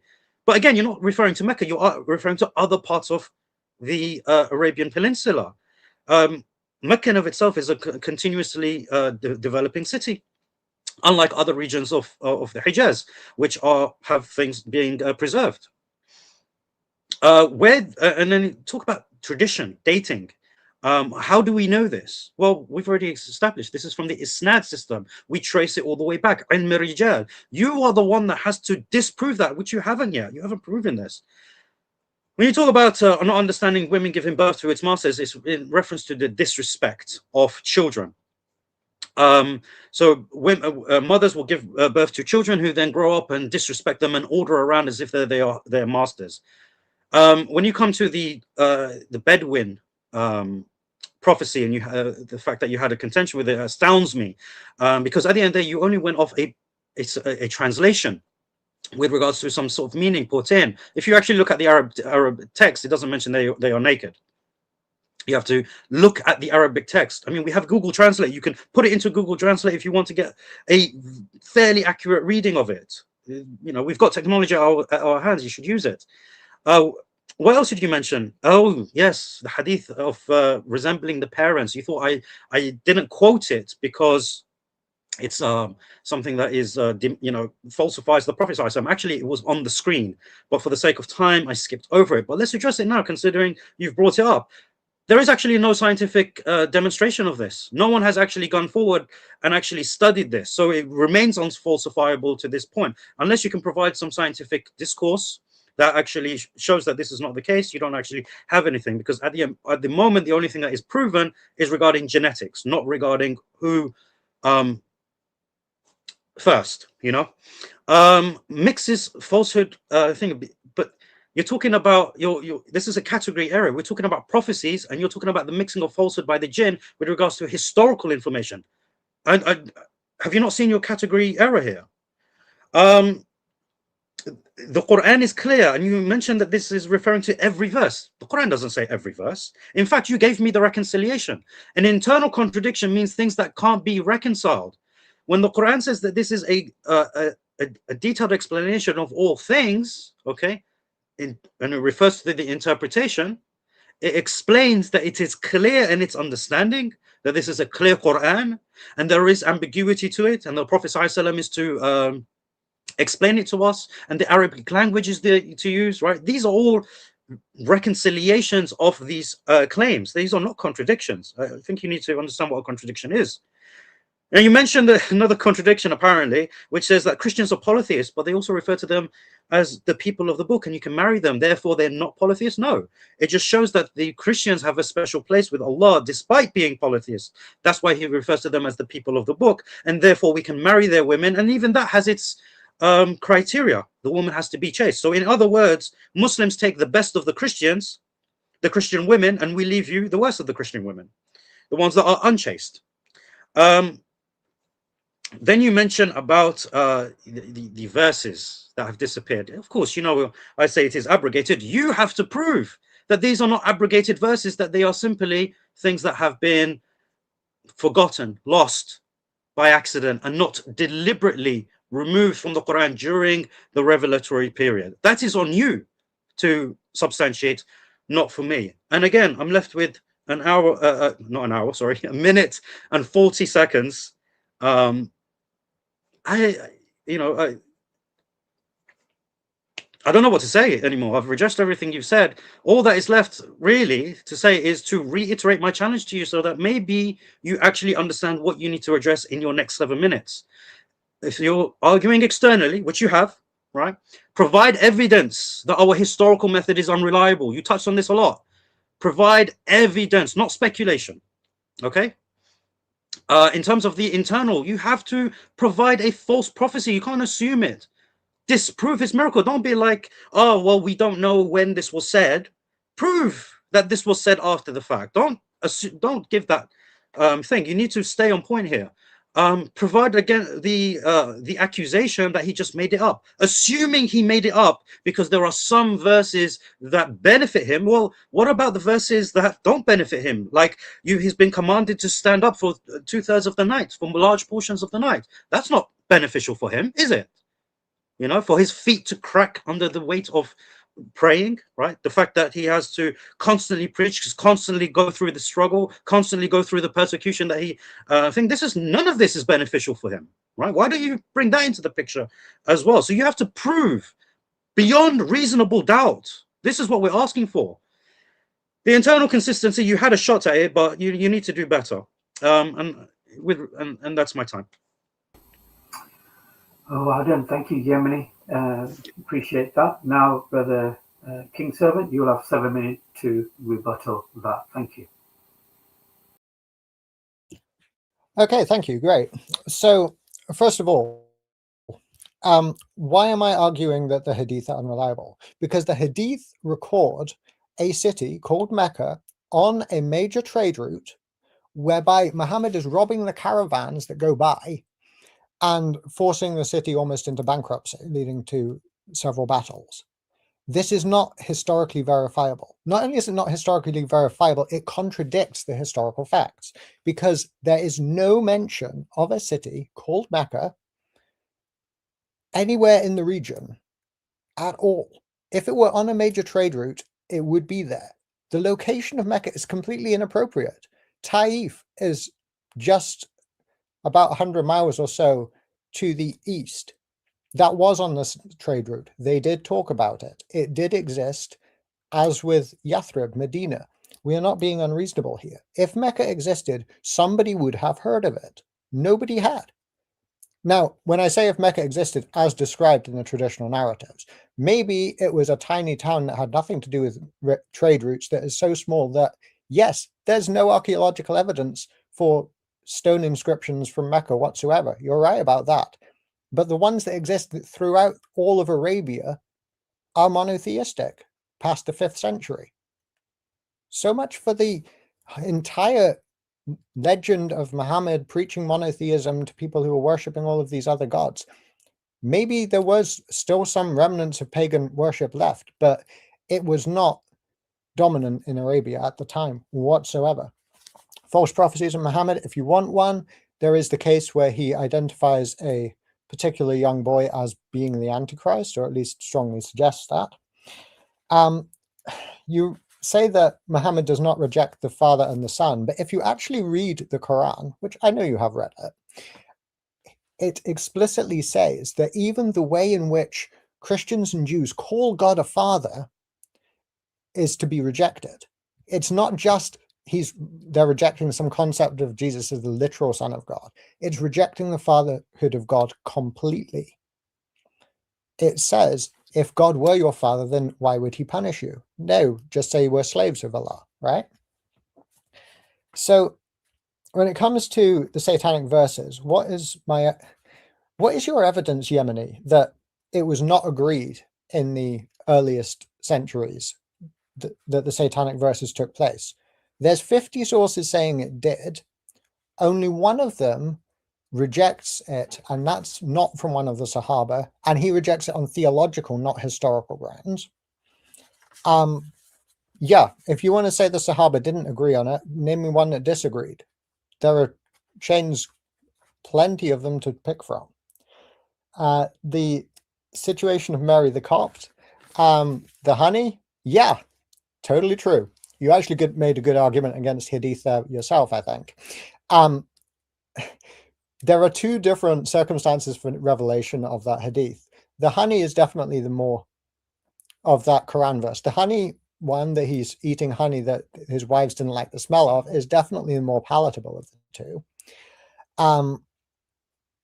Two contradictory Hadith about the revelation of the same Quran verse is one of the criteria which Joshua Little gives in his 21-point summary of why Hadith cannot be trusted. And you can see his work for more details on that if you want. I don't have a lot of time, as you know. The story of Muhammad's scribe is inauthentic. Who knew? Couldn't have seen that one coming. Now, let's get into what I think, is really the crux of the argument. Alexander, I'm assuming a link. Is it an assumed link to say that someone who is known as the two-horned one, who traveled to the east to the rising place of the sun, and to the west to the setting place of the sun, and built a wall for Gog and Magog to keep them out until the day of judgment, is the same person who is being referred to in the Quran? It's clearly the same person. You have the same events in the same order. Name me one other person in history before Islam who is said to have built a wall to keep out Gog and Magog and to have two horns. Can you name me one? Please go ahead if you can. They don't exist. Only one person fits this description, and he fits the same events in the same order as the Quran. This is how derivation of a story is proven historically, not based on a narration saying that Muhammad heard this story from a Greek who read the Alexander Romance. That's not how history is done, Yemeni. It might be, if you want to perpetrate myths and traditions and legends, it's not how we do history to determine where a text comes from and what influenced it. Likewise with the fire. I did not assume that it was made up. I demonstrated how it was made up over time through the link between Zoroaster and Nimrod, and also through the play on words of Ur of the Chaldees and Or of the Chaldees, the fire of the Chaldeans.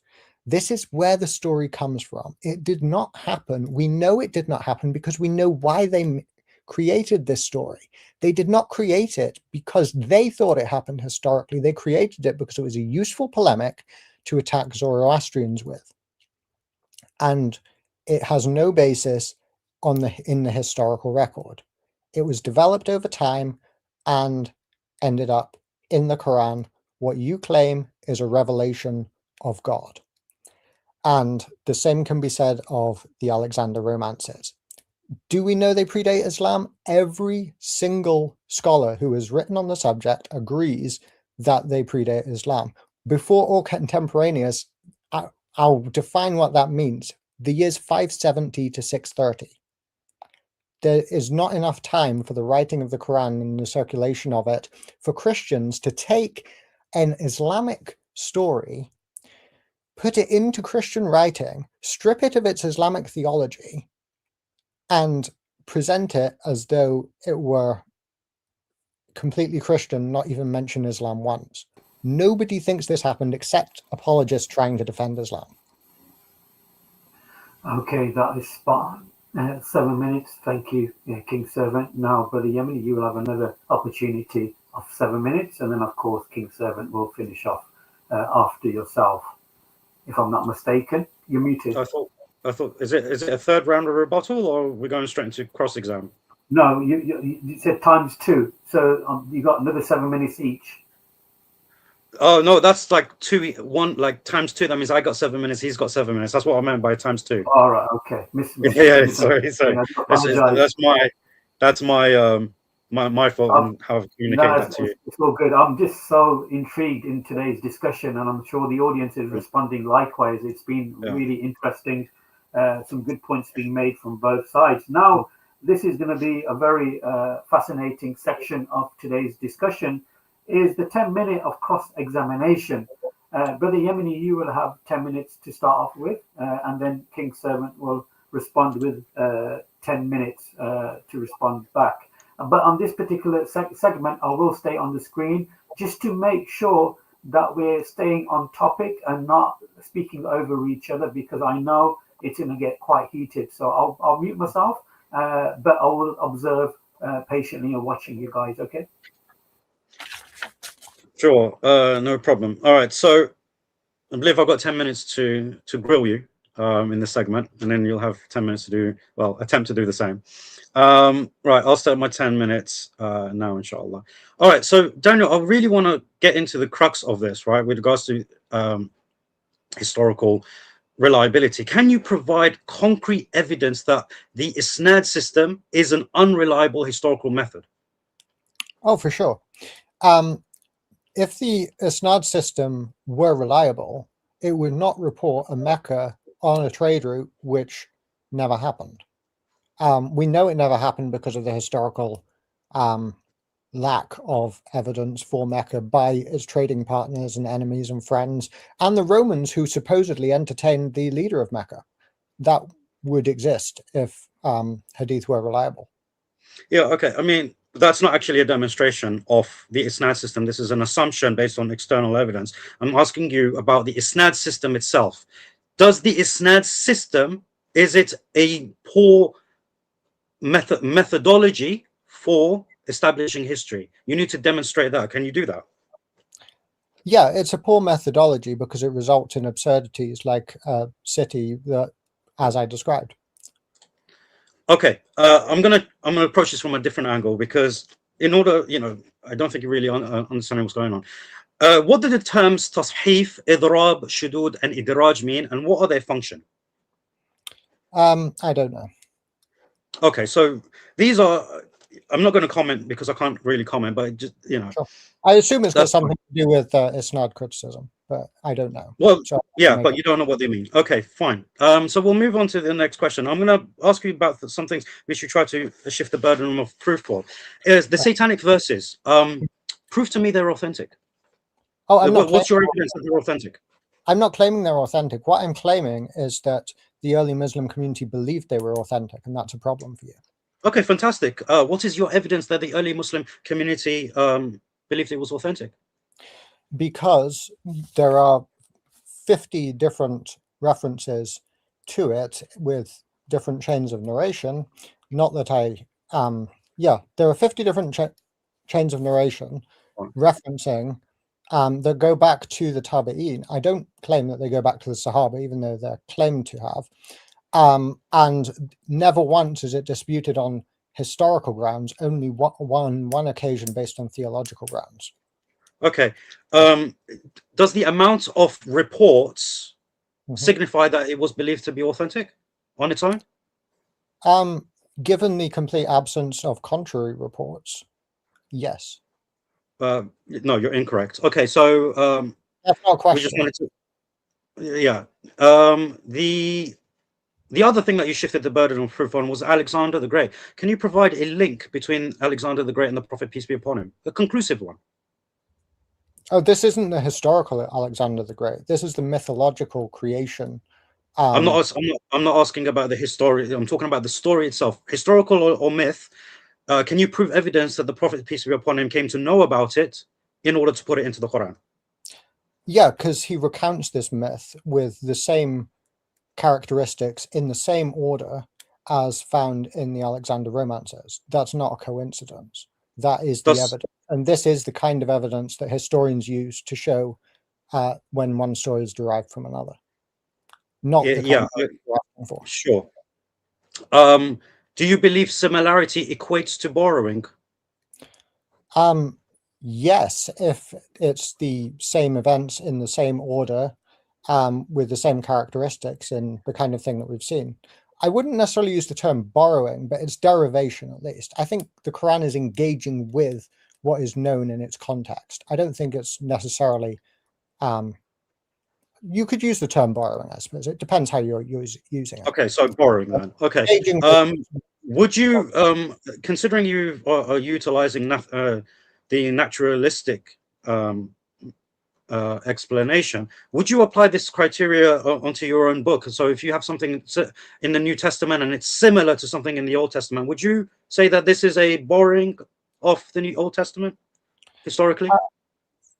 Probably yes, because we don't have the same problem with our scriptures using sources that you do. We don't have a problem with the idea that Luke might be alluding to something in Isaiah when he says that this happened in the life of Jesus, for example. We think that makes the book all the better. Okay. Yeah. Well, at least you're being consistent. At least you admit that your scripture is borrowing from earlier material. Okay, that's fine. Can you provide evidence that that Abdullah ibn Abi Sarh, or that this is an authentic thing that actually occurred in history? to falsify the Prophet, peace be upon him, as making up revelation?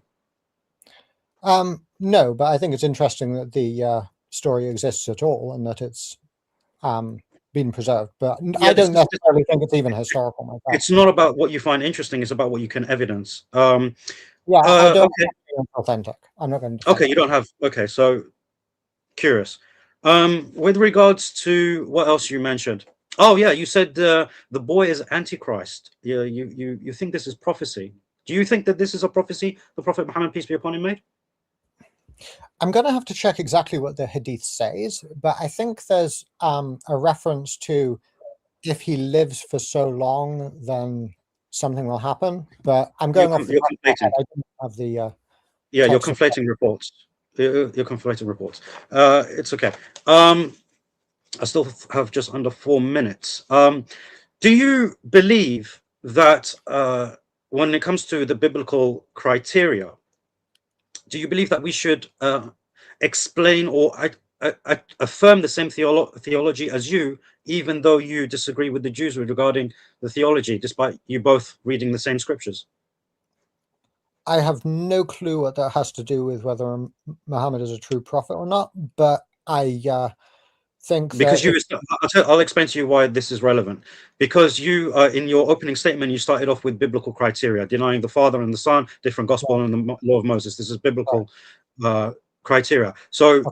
why should we accept your criteria, considering your theology is that from the different to that of the Jews, even though you both read the same scripture? Why should we as Muslims accept that? Oh, I'm saying why I, as a Christian, reject Muhammad as a false prophet, and that would apply if you want me to apply what you would call Christian criteria, biblical criteria, being consistent as a Christian. Then I'm going to use the New Testament, which is what I quoted, which is rejected by religious Jews. Would you not think that this is circular reasoning if you're just utilizing what you believe in?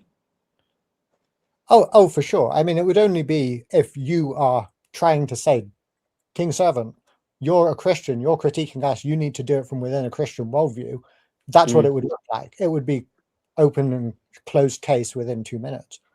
But I'm guessing you want to go further than that, which is why I did. Yeah, no problem. When you mentioned chapter 6, verse 99, do you believe that this is in reference to Mecca?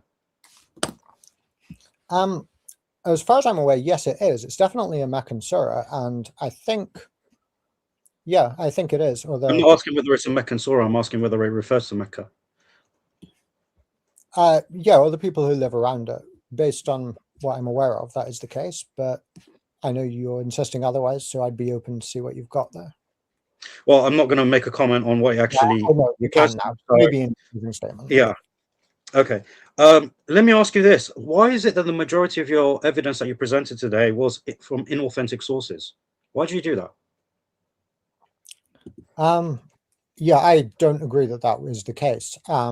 I quoted from Sahih Hadith regarding Mary the Copt, and I quoted from the Quran for the bulk of my argument based on Alexander and Abraham.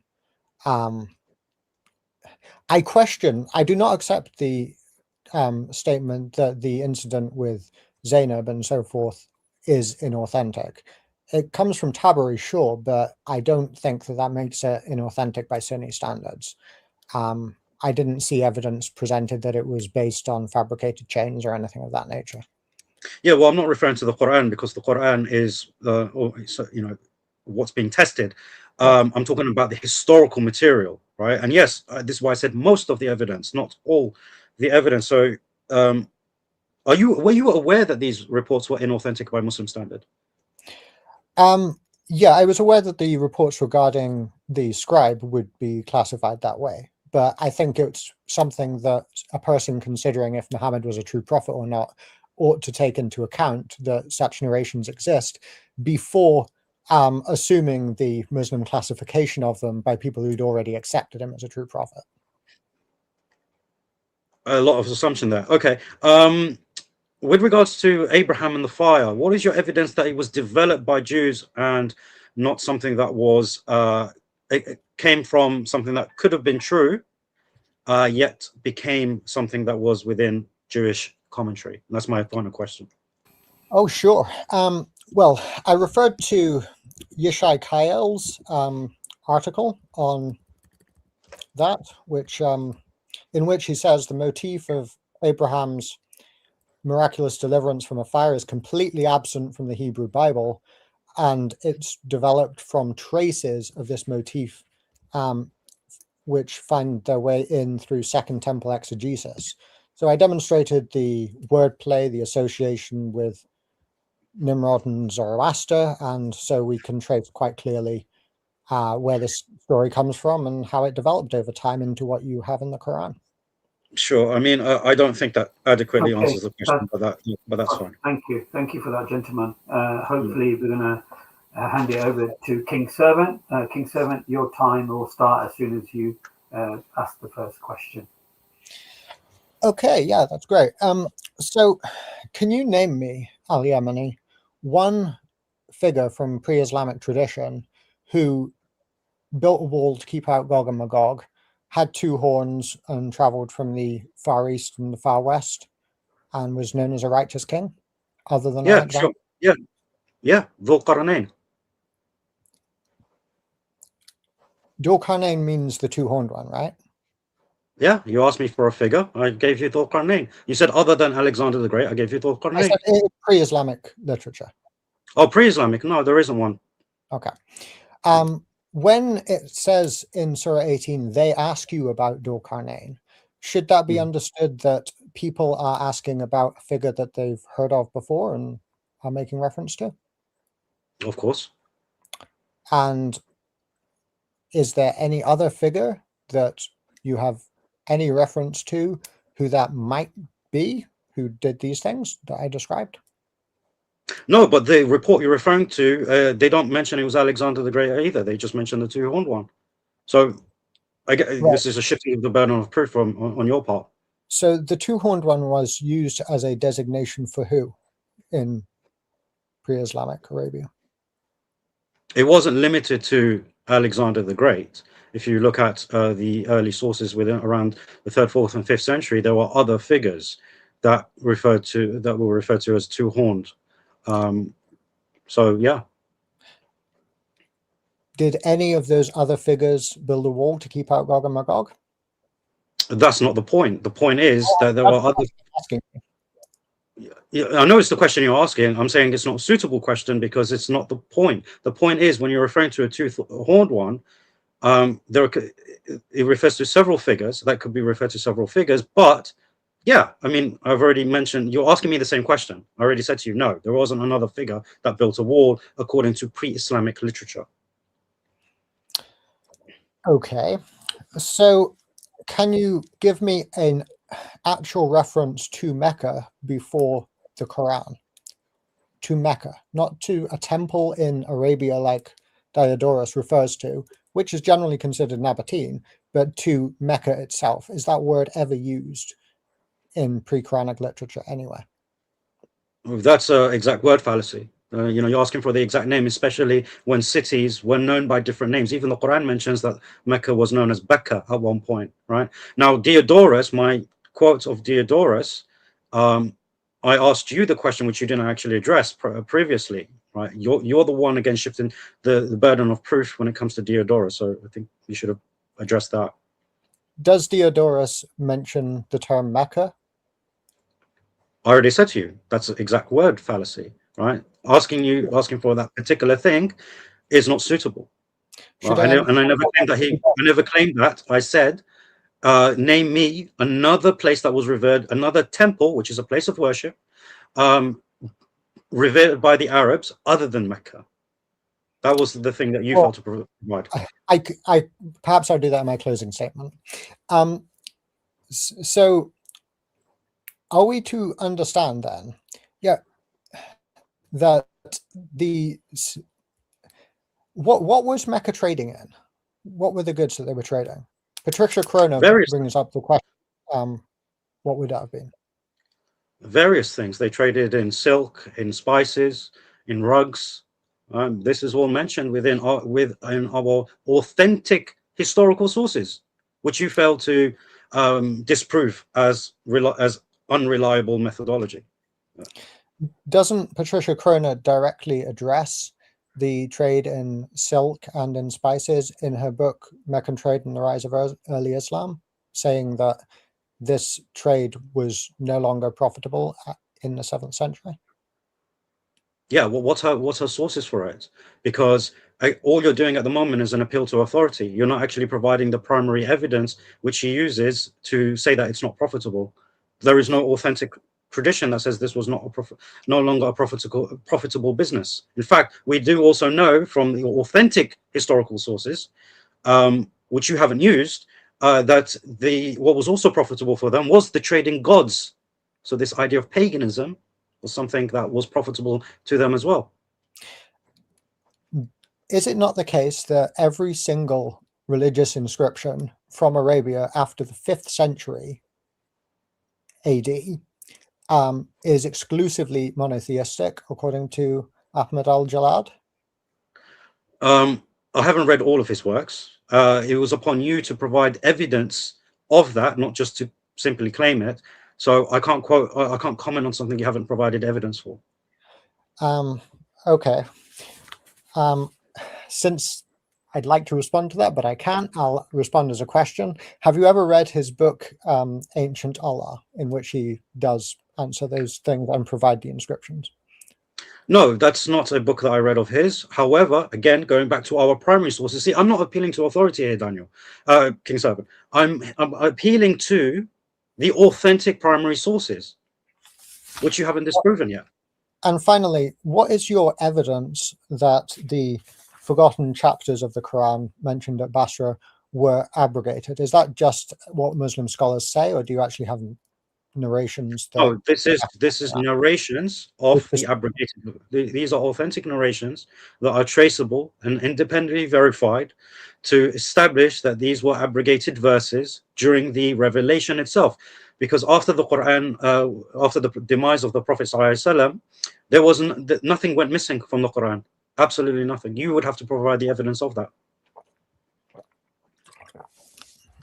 Is it not the case that, according to the narration supposedly by Aisha, that the verses of adult breastfeeding were being recited at the time of Muhammad's death when they were eaten by the sheep and gone missing? I'm glad you brought that up. Yes, because this was a verse. These were verses that were abrogated close to his demise, and as we know, news doesn't travel as quick as it does today. So there was some people that were still reciting it due to the fact that the news has not yet reached them that it was abrogated. Are there any narrations saying that these verses were abrogated? Yeah, this is from Aisha radiallahu anha. She mentions it was abrogated explicitly. And is it not the case that you still have abrogated verses in the Quran elsewhere? Yeah, this is one of 3 forms of abrogation. They're not all the same type of abrogation. You should know that. Mm-hmm. And where is it that these 3 forms of abrogation were developed? Was that developed by a Sahaba or by later scholars? It's not a development. All 3 are recognized in the Quran. They are simply categorized as such in order to provide easy explanation. So in the same way as Tawheed and the 3 principles of Tawheed, it's not something mentioned by the Prophet ﷺ or the Sahaba. It wasn't categorized that way, but it was categorized by the scholars based on information from the primary sources, i.e. the Quran. Where is it that the Quran recognizes the category of abrogation abrogation in recitation, but not in ruling? Yeah, because we have the examples, so that's where it is. So, for example, the one of wine, that shows the abrogation of the ruling, but not the verse. When it comes to chapter 4, verse 15, it mentions in the report of Umar, where it comes to the abrogation of the rule, of the verse, but not the ruling, with regards to stoning, and the one that you brought as an example. So these are the 3 forms. So, are Christians polytheists? Yes. Are you allowed to marry a polytheist? With regards to a Christian, yes, because Allah subhanahu wa ta'ala gave the people of the book, despite their shirk, a particular category, a particular position amongst mankind. and therefore we are allowed to marry their women and eat their meat, providing certain conditions are met. Are you allowed to marry the women of polytheists according to the Quran? No, not idolaters in the sense outside of the people of the book. No. How does? I'm sorry, I can't ask you a question. I wanted. Yeah. So, do I have any time left? I don't know. It seemed like I got a 1 minute warning. 1 minute. Okay. There you go. Thank you. So let's see now. Yeah, do you have any of the Sahaba that you can name as rejecting the satanic verses? All of them. Can you provide? In fact, I'll expand on my answer quickly, because even you mentioned that these reports go back to the Tabi'is. So if you are saying that they go back to the Tabi'is, asking me about the Sahaba doesn't actually make sense, because it didn't come from them. Is it not the case that according to Dr. Yasir Qadhi, I know you love him, is it not the case that according to Dr. Yasir Qadhi, the best that anyone in academia will do is to admit that any hadith goes back to the Tabi? Sorry, but appealing to Yasir Qadhi just goes to show your desperation and your questioning here. No, it's not about what Yasir Qadhi thinks or anything. It's about what the primary evidence provides. And actually, no, it doesn't go back to the Tabi'is. If you actually look at the critical scholarship, they would say that it goes back to the companions, but they would not attribute it back to the Prophet, peace be upon him. Okay, perfect ending. Appreciate that. Brothers and sisters, we're coming down to the last stages. We've got 5-minute conclusions from each speaker, and then there'll be a chance for the audience to ask questions. We'll be only taking written questions, but when you write a question, make sure who's it addressing to. Sometimes people write a question, and of course myself and the guests get confused in who's it actually aimed at and who's it for. So please, when you write a question, make sure you inform myself or the guest speakers is actually aimed at them. So the next segment, brothers and sisters, is the 5-minute conclusion. Brother Yemeni, you did start, so of course you will begin your 5-minute conclusion, and I will step down, and then you can start your 5-minute conclusion. Okay. Well, first and foremost, I want to thank King Servant for this debate. I know this is something we've planned for a while, and I'm glad that it's finally happened. I believe it was a good discourse, although I am disappointed in his approach. What I want to mention is that when it comes to this question, it is a historical question as well as a theological question.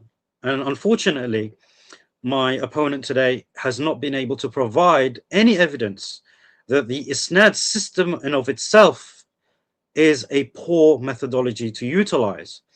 So therefore, until something like that can be proven, when we cite our authentic reports, this is something that can remain unchallenged in terms of authenticity. Unfortunately, what my opponent did today is utilize the HCM, which is a very unreliable method, which assumes naturalistic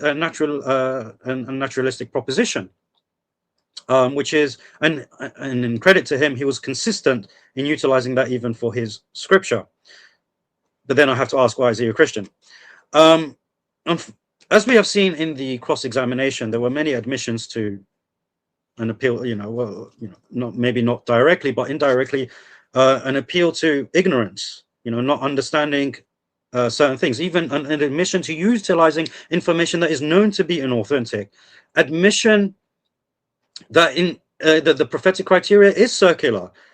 So a very fallacious discussion from my opponent's part. However, to end on a very beneficial note, when it comes to evidencing the Prophet ﷺ, as I mentioned at the end of my opening statement, it is an impossible task when given to non-Muslims. And make no mistake, King Servant is a very intelligent man, which is why I agreed to debate him. But the strength of Islam, unfortunately, makes one who is quite intelligent seem very weak in his argumentation. But this is not, this is due to the strength of Islam, due to its historical and theological strength. And as we have covered indeed the historical methodology is very strong. The prophecies of Muhammad ﷺ could not be falsified. There was no evidence of internal contradictions of the Quran. There was nothing to actually debase the Prophet ﷺ with regards to his character. And there was no evidence of being able to produce a chapter like it, and all the other criteria that I have mentioned. So, and remember what I said during my opening statement, that what I have presented today is a mere fraction. What you guys need to understand is that my presentation has been chopped by 2/3 for this debate, and yet it was sufficient to conclusively prove that the Prophet ﷺ is a true prophet by virtue of my arguments and by virtue of the lack of argumentation and inability of my opponent. I have a lot of time left to spare, regarding my closing statement, but there is not much more that I can say regarding this, because I think this debate has spoken for itself. I believe that the conclusion is self-evident, even for those who have a staunch stance against Islam, and due to the strength of my arguments and the impossible nature for my opponent to tackle them. So I'll leave it there, and I want to reiterate my thanks to King Servant, and I want to reiterate my thanks to all of you for coming for this debate. Inshallah, you have enjoyed it and benefited from it, be you Muslim or Christian. And with that being said, Assalamu alaikum wa rahmatullahi wa barakatuh, and I look forward to the Q&A. Okay, Brother Yemeni, you ended a minute early, so thank you for that. I really appreciate that. It's amazing, we nearly got 300 people watching this debate. Please don't forget to like, share, and subscribe to the Dialogue Wise channel. And if possible, share the stream to friends and families on your social media platforms. A very fascinating discussion so far. King Servant, of course, it's your opportunity now for your closing 5-minute response or statements, conclusion. I'll be stepping down, and as soon as I step down, your time will begin. Thank you very much. So it's very nice for our Yemeni to give me the opportunity to preach the gospel in my closing statement. He asked me, so why are you a Christian then? Let's make the contrast. Imagine if the evidence for Jerusalem was similar to Mecca. Imagine if nobody in pre-Christian times had ever apparently heard of Jerusalem. The Romans never said anything about it. The Greeks never said anything about it. The Africans never said anything about it. The Jews themselves apparently never even heard of it. There was no inscriptions from Jerusalem anywhere. We don't have this problem. You can go to Jerusalem. You can see that it is there, with scholars unanimously saying, yes, this is the pavement that was built by Pilate with his inscription on it. This isn't a conspiracy. This is what is widely accepted. Even Bethlehem is better attested than Mecca. Nobody before the 8th century, except one reference in the Quran, ever mentions Mecca. Diodorus does not cut it. He's talking about somewhere in the north of Arabia, in the Nabatean district, which incidentally is where a lot of scholars think the Quran actually came from. Maybe it was even talking about Petra, who knows? The Bible is an intertextual book. Yeah, it refers to sources before, and it uses the quotations, it is written, when it's referring to scripture, and it leaves those quotations out if it's referring to the writing of a pagan poet or something. The Quran presents what is fiction created over time based on a historical figure, Alexander, and retrojected back the idea of Gog and Magog and him going to the rising place of the sun, to the setting place of the sun. This is just his perspective. No, the narrator of the story says that he went to this rising place of the sun. There is a rising place of the sun, and you can go to it according to the Quran. And he found it rising upon a people who needed shelter there, and so forth. Now, the same thing applies to Abraham and the fire. Prove to me, like, give me a narration saying that Muhammad got this story from a Jew who told it to him. Is this seriously where we've come to? Nobody does history this way. Nobody, except Muslims trying to defend Muhammad, does history this way. How do we know hadith are unreliable? You can go listen to Joshua Little for that if you want, or you can compare what they say to the external evidence. Everything that Al-Yemeni presented comes from within the Islamic tradition. If the Islamic tradition is false, or if it's not acceptable by historical standards, which it's not, nothing he said counts for anything. For example, Joshua Little writes on page 17 of his book, The Hadith of Aisha's Marital Age, that hadith are unreliable, that any given matan cannot be taken at face value as an accurate datum from the first Islamic century, and that any given isnad cannot be taken at face value as an accurate record of matan's provenance, cannot be seriously contested, for multiple reasons. What Yasir Qadi said was, nobody in the academy affirms the Muslim Sunni science of hadith. Nobody. It is considered to be completely discredited. I'm just being factual. End quote. Now, I could have attacked the character of Muhammad. I think every Muslim in the audience knows that I could have, and probably everybody else listening too. I could have talked about the people he murdered, the slavery, taking people's wives, having a 9-year-old child bride, which he got a vision of that was given to him by God, allegedly, again. But the question is, take a step outside. If you saw a community basing themselves around a figure that they were telling these kinds of stories about, all of them, which stories would you believe? Which stories would you think that were authentic if you saw a community basing themselves around a man with the same characteristics that we find from Muhammad? But we don't need to do that. It doesn't align with history. It doesn't align with reality. I'm grateful to Yemeni for correcting himself when he's made mistakes in the past publicly. A lot of people wouldn't do that. They'd just blag it. He doesn't tend to do that, and I appreciate that. But what I want him to do is I want him to recognize that the biggest mistake of all, the biggest error, is accepting Muhammad as a true prophet. And I would invite you to turn from him to the Lord Jesus Christ, the one who can save you from your sins. Thank you very much. Okay, thank you for that, King Servant, and I really appreciate you guys keeping this cordial discussion in this type of manner. It's been very beneficial for the audience. I'm just going to highlight some of the questions, but unfortunately, majority of the questions, of course, are aimed for King Servant. We've got to be fair, okay? So if there's any questions for Brother Yemeni, please write it in the chat. I've got about 7 questions so far for King Servant, and these are super chats. And of course, Brother Yemeni, you will have an opportunity also to respond to the question if you want to, or you can withhold. So are you happy to go along with the questions, King Servant? Yeah, sure. Yeah. Okay. Yeah, I just want to remind that we're going to have a maximum of 45 minutes. That's what we agreed to with regards to Q&A. That's fantastic. But of course, depending on any questions for you, because we don't want to bombard King Servant with question after question. And yes, we do. I don't know about you, Yemeni, but that debate actually felt rather short to me. Like, I was expecting it would feel longer, but no. Once you're in it, you could go for even longer. You know.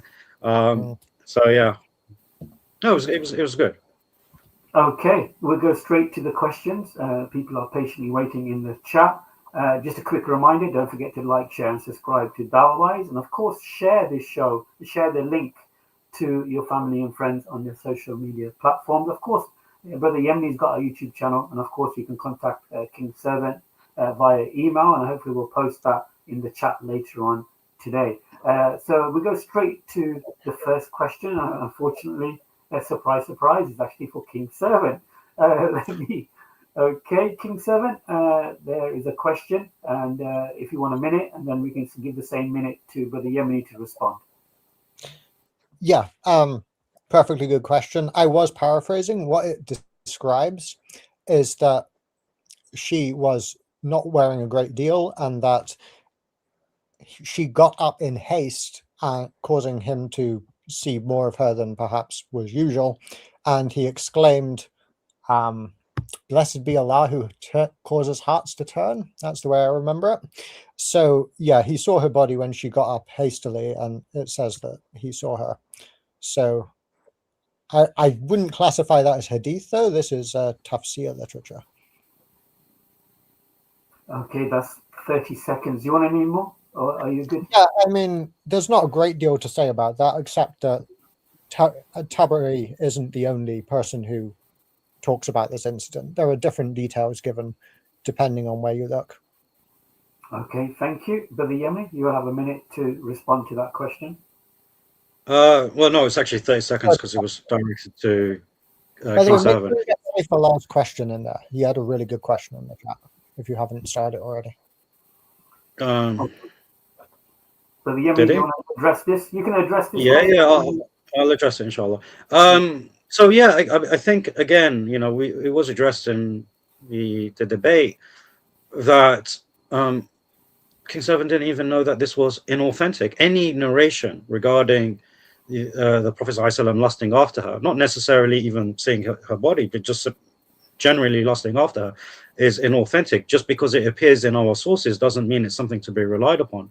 You need to be able to make the distinction between what is accepted and what isn't.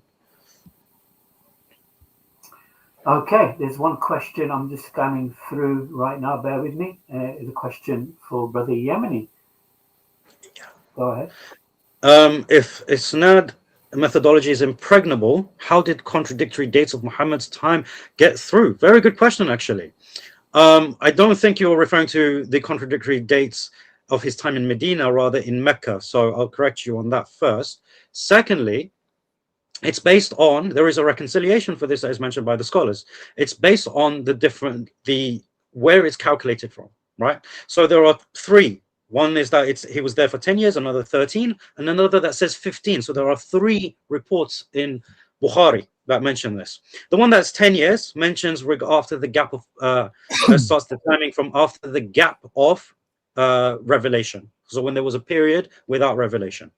The second one in 13 is his total time from the point he received the revelation in the cave until he migrated. And the third one, which says 15, this actually refers to revelation period, because prior to the revelation of the Quran, the Prophet ﷺ did receive revelation in the form of dreams.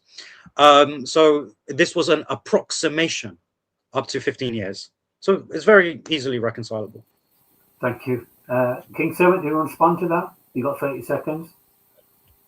I would just point out that the hadith are full of contradictions of various kinds. There was one, for example, whereby Robert Spencer frequently cites this.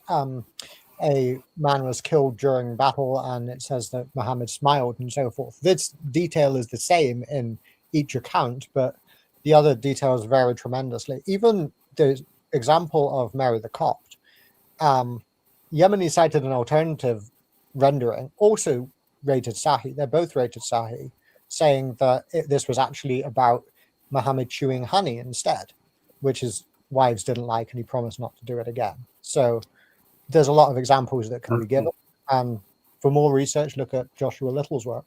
Sure, thank you. We're going straight to the next question. Again, it's a super chat, so it's prioritized, and I'm going to bring it onto the screen now, and it's actually aimed at King Servant. The question is on the screen now. Yeah. Where does Islamic tradition teach that Dhul-Qarnayn is Alexander? Great. I didn't get the chance to go into this in cross-examination, but can I share my screen? Because I do actually have a citation for this. You have a minute if you can do that. Yeah, it's Jalalain, actually. So I think it's slide 29 on here. Just a bit further. 35.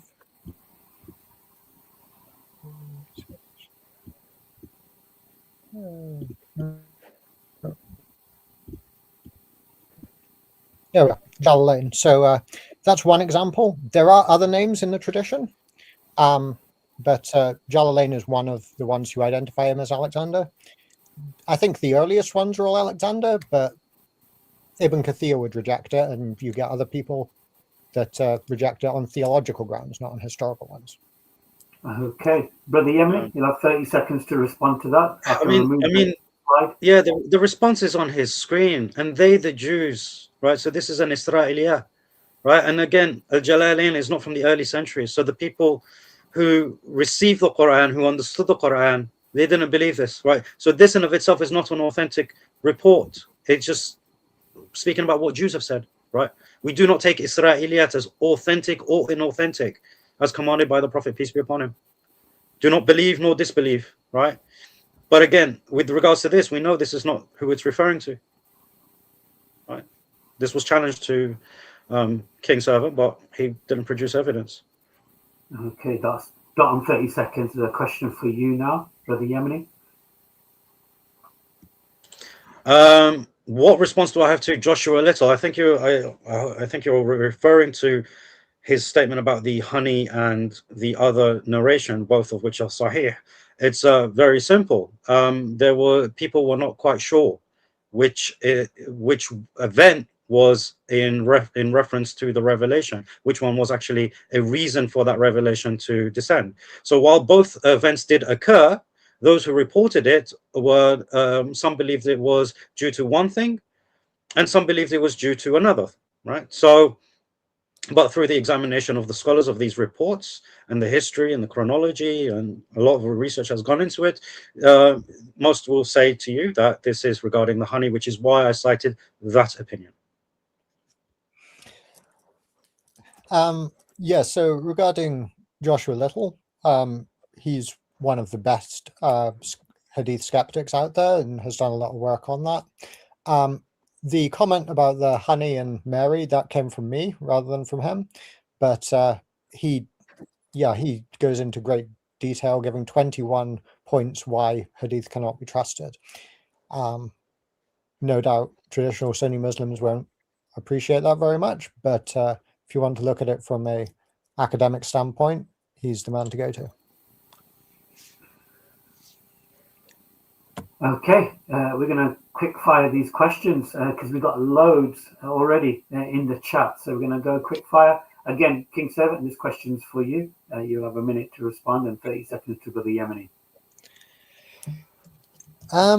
Yeah, so there is actually a pre-Islamic collection of poems. I don't recall the name of it, but you can look at the work of Dr. Shadi Nasser. He has a lecture called "Is the Quran Bad Poetry?" in which he goes in detail in comparison between the Quran and pre-Islamic poetry, and it's as a poetry collection, so it's pretty clear what is classed as poetry. Does the definition apply to the Quran? Yes, it does. The Quran is poetry, but it is true that it breaks the rules of his Arabic poetry and so forth. It doesn't break the rules because it's better than it. It breaks the rules because it's not good at what it's trying to do. So, yeah, I think that answers the question.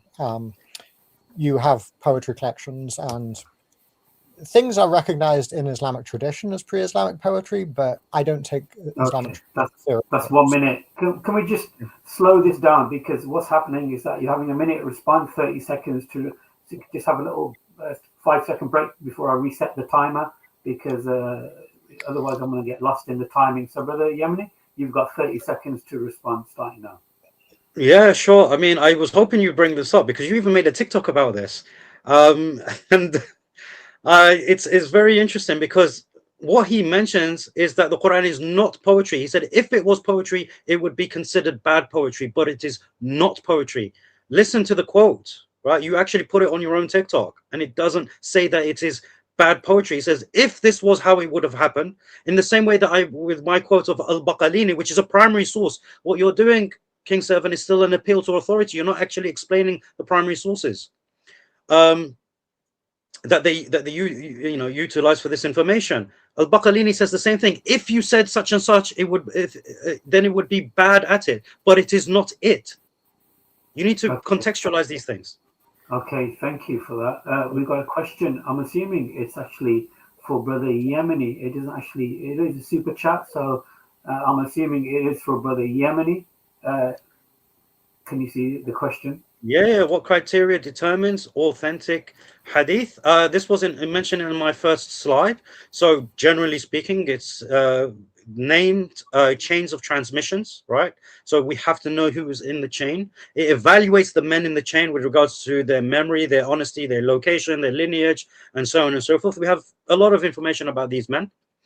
It checks continuity, right? So we established that these people met those who came before them. Now, this is a criteria of Bukhari, which is more rigorous than those who preceded him. But the reason he was able to do this is because that information was preserved anyway. It has to cross-check. There's cross-checking of these reports. So if there are multiple reports of the same thing, it all gets cross-checked to look for defects. And they are graded due to what we have mentioned. And it has clear falsification, which means any defect would be noticed. In fact, there's something called al-ilal. Ilal in hadith means hidden defect. This is to the extent that we look for defects in order to ensure it is authentic. Thank you. But that's in a nutshell. Okay, 30 seconds. King Servant, do you want to respond to this question? Yeah, I would like to actually. Most of what Yemeni said is, an accurate representation of the way it's done. That's perfectly fine. But the fact that needs to be taken into account is that your character can be called into question if you have the wrong theology. For example, if you are a Mutazilite who is narrating, because of your theology, you will be treated with greater skepticism than someone else. If you have some tendencies towards Shiism, you won't be trusted. There is a lot of circularity that goes in here as well. And that's why Shia and Sunni have different hadith, because they trust different people. Okay. These things need to be taken into account. Okay, thank you for that. I hate that I can't respond to that. Okay, we're going to go to the next question. Brothers and sisters, the questions are coming in fast and rapid, and I really appreciate it. We got so many super chats and super stickers. Dawah-wise really appreciates that, appreciates your support. Next question is from our brother, Dawah Trucker. Welcome, brother. Appreciate your donation, contribution. Go ahead, Daniel. I think this is, sorry, King Servant, this is aimed at you. We do have evidence for the existence of Jerusalem prior to the Israelites entering the land. Pre-Jewish, if you like, Canaan is very well attested. We have things from Jebus, as Jerusalem was known as at the time. And yeah, you can look that up very easily and find archaeological evidence of Jebus, as it was known at the time of the conquering of Canaan. And this is normal. This is to be expected. Why don't they have it for Mecca? There is a serious problem going on here. There are inscriptions, like the rock inscriptions that Ahmed al-Jalad looks at, but none of them are in Mecca. There aren't any in Mecca. Mecca is, I'm not insisting that it never existed, by the way.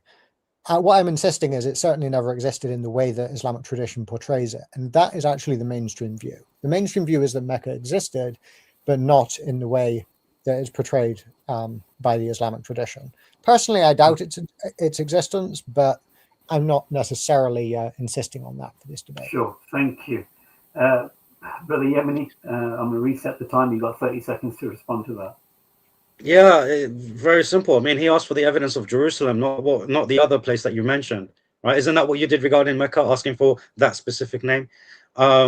It's, what's it called? What you refer to as Jalub or something like that? I mean, be consistent. Yeah, I can't remember what you said, but you got to be consistent, because that's the same question you asked me, right?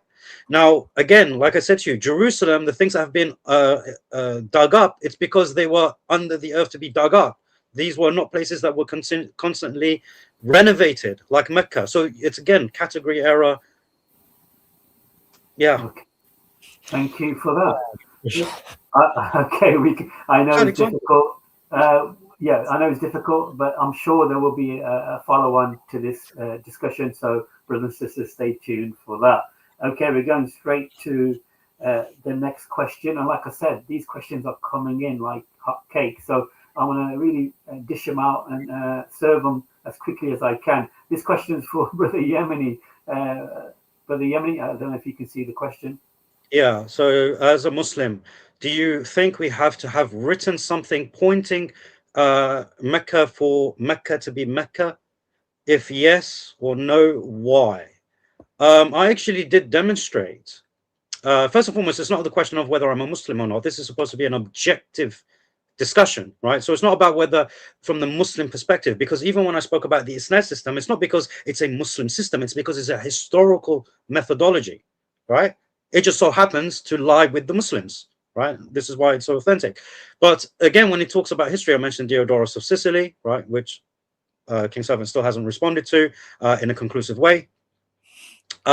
Just assuming it's Petra, right? Because some 80s Orientalists have said so.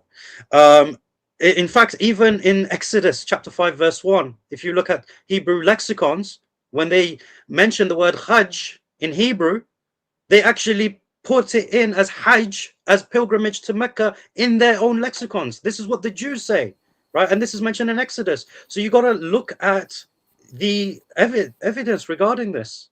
Okay, so Okay.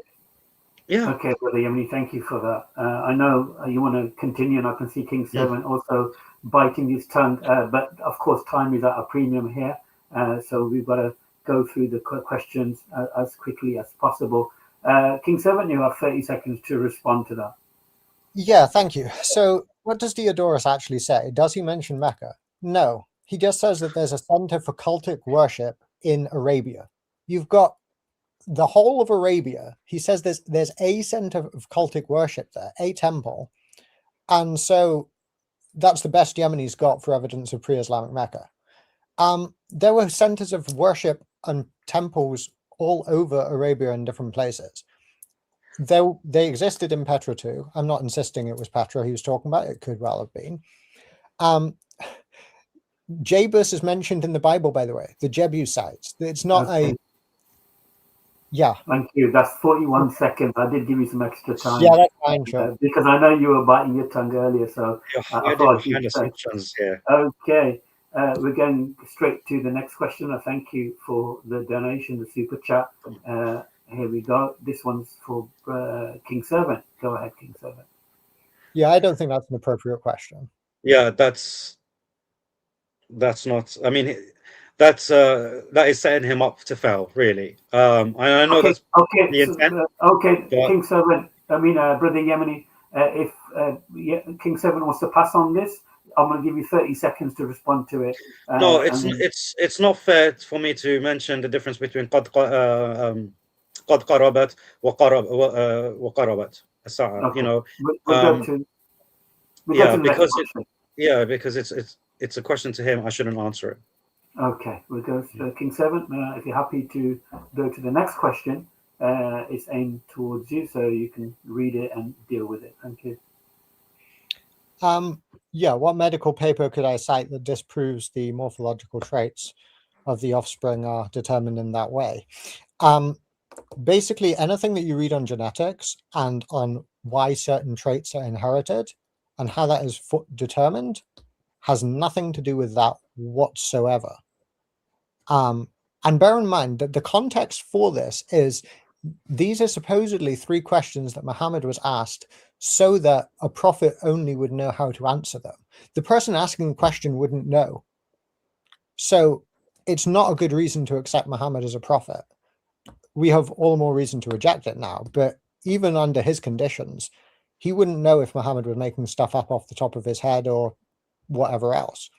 There's no reason he should accept Muhammad as a prophet based on something like this.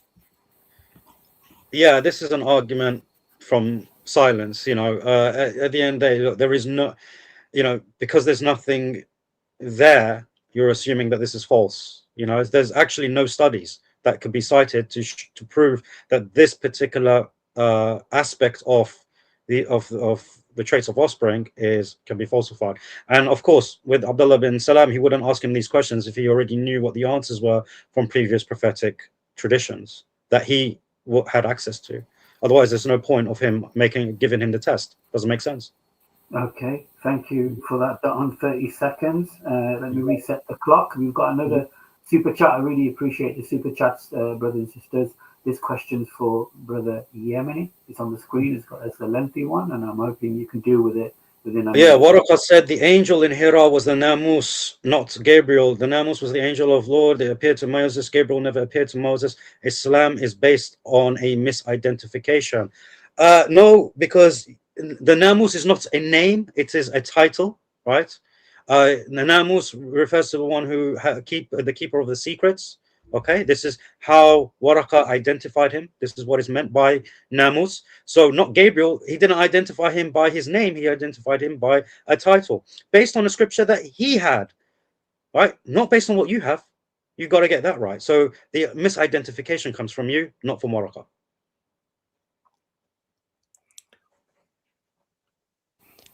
Okay, interesting. Let me just reset my time. I really appreciate you guys waiting.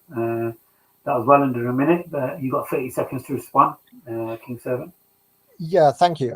So first of all, I point out that in Yemeni's discussion with Paperboy on Was Muhammad Deceived, he actually said that Waraqah was a Christian who used the writings of Paul. He seems to have significantly changed his position on the scriptures that Waraqah had since then. But the main mistake I think that Christians make is in taking the Islamic sources far more seriously than skeptical scholars do. You don't have to insist that Muhammad is a completely made-up figure to recognize that most scholars think that this incident never took place at all. We don't need an alternative explanation for it. Okay, thank you for that. There's so many questions, and I'm really surprised that there is a mixed bag of questions for everybody here. Just patiently going through them now. Let me just. The thing is, I want to stay on topic, so I don't want to. Okay. By the way, I keep hearing notifications. Has someone got their notifications open?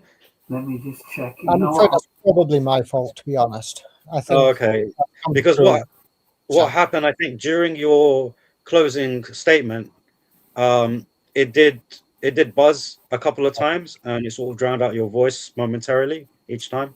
So fortunately, it still came through clear enough, but yeah, it did do that. Just looking, there's a question in the chat. But we'll see. I'm looking for a question. It's a two-part question, and it's pretty interesting. So I'm just gonna. It's from KS, and I'm trying to find it where it was. I do apologize. So inshallah, after the questions are answered, you can unstar them. Yeah, that's a good way. Unmute. Yeah, instead of just going through them and keeping them, you can unstar them once it's been addressed. Okay, that question was for Yemeni, and now hopefully we'll get a question for King Servant. Okay, I'm hoping this hasn't been repeated prior, but can you see the question? Yeah. The character differences and characteristics. Okay. Let me know when to start.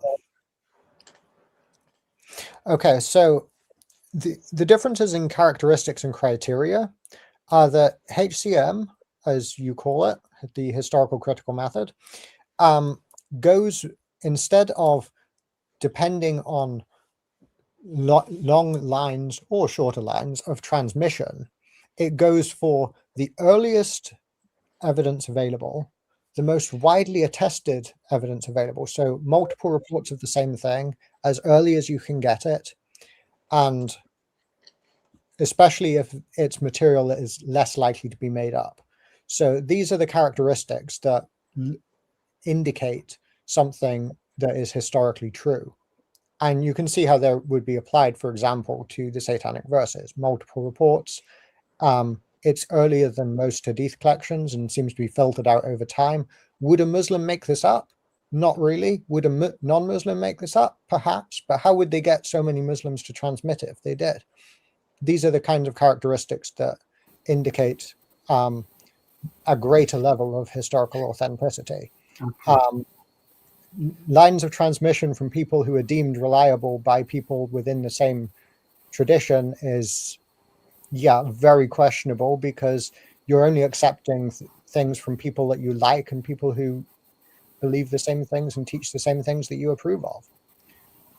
Okay, And thank you. you need to look outside of the tradition for a wider historical view.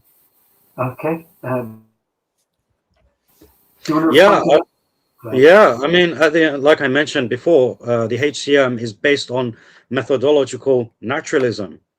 I don't know why he's using it as the standard, because if you were to use it consistently, you would have to prove, you have to say that Jesus is not a prophet, he's not a messenger, he's not God, because the HCM doesn't actually care about this stuff. And it begs the question, it assumes its conclusion that it's not revelatory, right? So it's a poor system. That's the main problem with it. And yes, he's right about going back to the earlier sources, but you can't, that's as far as it goes. It's early, therefore it must be true, right? But no one actually argues it must be true. They say most likely, it's probabilistic, whereas the Islam system is certain. There's no ambiguity regarding it. Okay, thank you for that. Okay, let me reset, and hopefully this question is not a repeat question. This one's for Brother Yemeni. No, it's not a repeat question. I was Fantastic. waiting for this. Can you address King's point on the Persian loan words in the Quran, given the reports in the Hadith that the Quran was revealed in the Qurayshi dialect? Beautiful question. I actually love the questions coming from this individual. I invite you to my stream so we can have discussions. What do you call it? It's no secret that the Quran has foreign words in it, okay, that come from foreign roots. Now, as Al-Suyuti mentions, that they are Arabic words, but when we refer to Arabized, right, so to make it clear, these are Arabic words, so they originate in the Arabic language, but where they're getting the information from and the names and stuff, this is Arabized in the sense that it comes from a different language, right? But in of itself, in the Quran, it's Arabic language, so it has its own roots and whatnot, and it's not limited to Persian, right? It's not limited to Persian. So it's a brilliant question. Hopefully that answers it. Okay, let me reset. King 7, you got 30 seconds to respond to that. So the issue that I brought up with this is that it suggests a source that's more northern than Mecca. We can compare it with other Arabic writings, and we see that the number of Persian loanwords goes up as you move up in the Arabian Peninsula. Would make sense as you get closer to Persia. It's similarly curious that all of the major Hadith collectors are living far north of Mecca. Bukhara, for example, everything is based around the north, and that would fit perfectly with the content of the Quran itself, including the agricultural Sure. Okay. comments. Thank you for that. I did give you some extra time to wrap that up. We've got a two-part question. This is for you, King Servant. So I just want you to read it carefully because it all didn't fit in the one particular part here. So let me know when you've read the first part, so I can show you the second part to the question.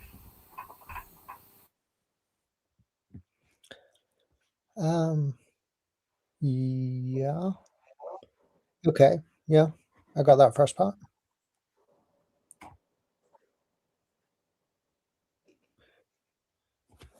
Okay. Yeah. So what I'm going to do, I'm going to give you a minute and a half to respond to this question because it is a lengthy question. And if that's okay, I can give a minute to Yemeni to also respond to it because it is a lengthy question. If that's okay with both of you. Yeah, sure. That's perfectly reasonable. I don't feel like I need that long, but I'll certainly be willing for that to be the case. So basically, yeah, it's obviously very true that there are significant parallels between the Code of Hanabari and the Mosaic Law. That is well recognized. I don't think that the parallels are sufficient to prove derivation, unlike what we have with the Alexander legends. bear in mind, we're talking about very unique characteristics with Alexander. You not only have the two horns, you've got Gog and Magog being named specifically, the building of the wall between them, and them being released at the Day of Judgment. Yes, there is definitely similarities between Hammurabi and the Mosaic Law Code, but there are also significant differences, which suggest that they're not actually being presented with the same events in the same order as we see with the Alexander romances. And yeah, there are significant differences in content as well. For example, if a man builds a house and it falls down on the man who bought it, then the builder should be killed. Okay. But it also has, if his family are in it, then the family of the builder should be killed. And this is something that's prohibited by the Mosaic Law Code. So there are significant differences. There are not such significant differences between the Alexander romances and the Quranic material. Okay, thank Yeah, what his response should have been is, yes, you are right, to be consistent, because it's similar, or in this case, the exact same thing. Therefore, it is borrowing of earlier material, not, as opposed to revelation. That's what you should have said, because that's what you implied on the Quran, right? And if you want to talk about significant difference, yeah, Dhul Qarnayn was a Muslim, Alexander was a pagan. That's a significant difference. Okay, due to the lack of time, we're going to have one more question each, and then hopefully we'll come to a beautiful conclusion for today. It's been a very fascinating discussion, and I hope everybody's enjoyed it so far. Let me just go to another question. I don't know if it's going to be slightly off topic, but here we are. Brother Yemeni, I'm not, if you want to address it, you can. How was your debate with a naturalist today who debunked the Bible and Christianity with his approach? It went very well. It went very well, I believe. But at the end of the day, it's not down to me what I think. It's down to the people and what they think regarding the evidence that was presented by each side. But of course, I believe I've done right. I've done good in this debate, and I'm pretty sure King Servant will say that he's done all right in his efforts as well. Unless you want to admit I did good. No. Okay, King Servant, you'll have 30 seconds to respond. I think you used it. I don't think there's not much to say. If there's anything you want to share, feel free to say something. Yeah, just briefly. I want to point out that the Hammurabi Code does not parallel it as closely as the questioner was implying. You can check that out for yourself. But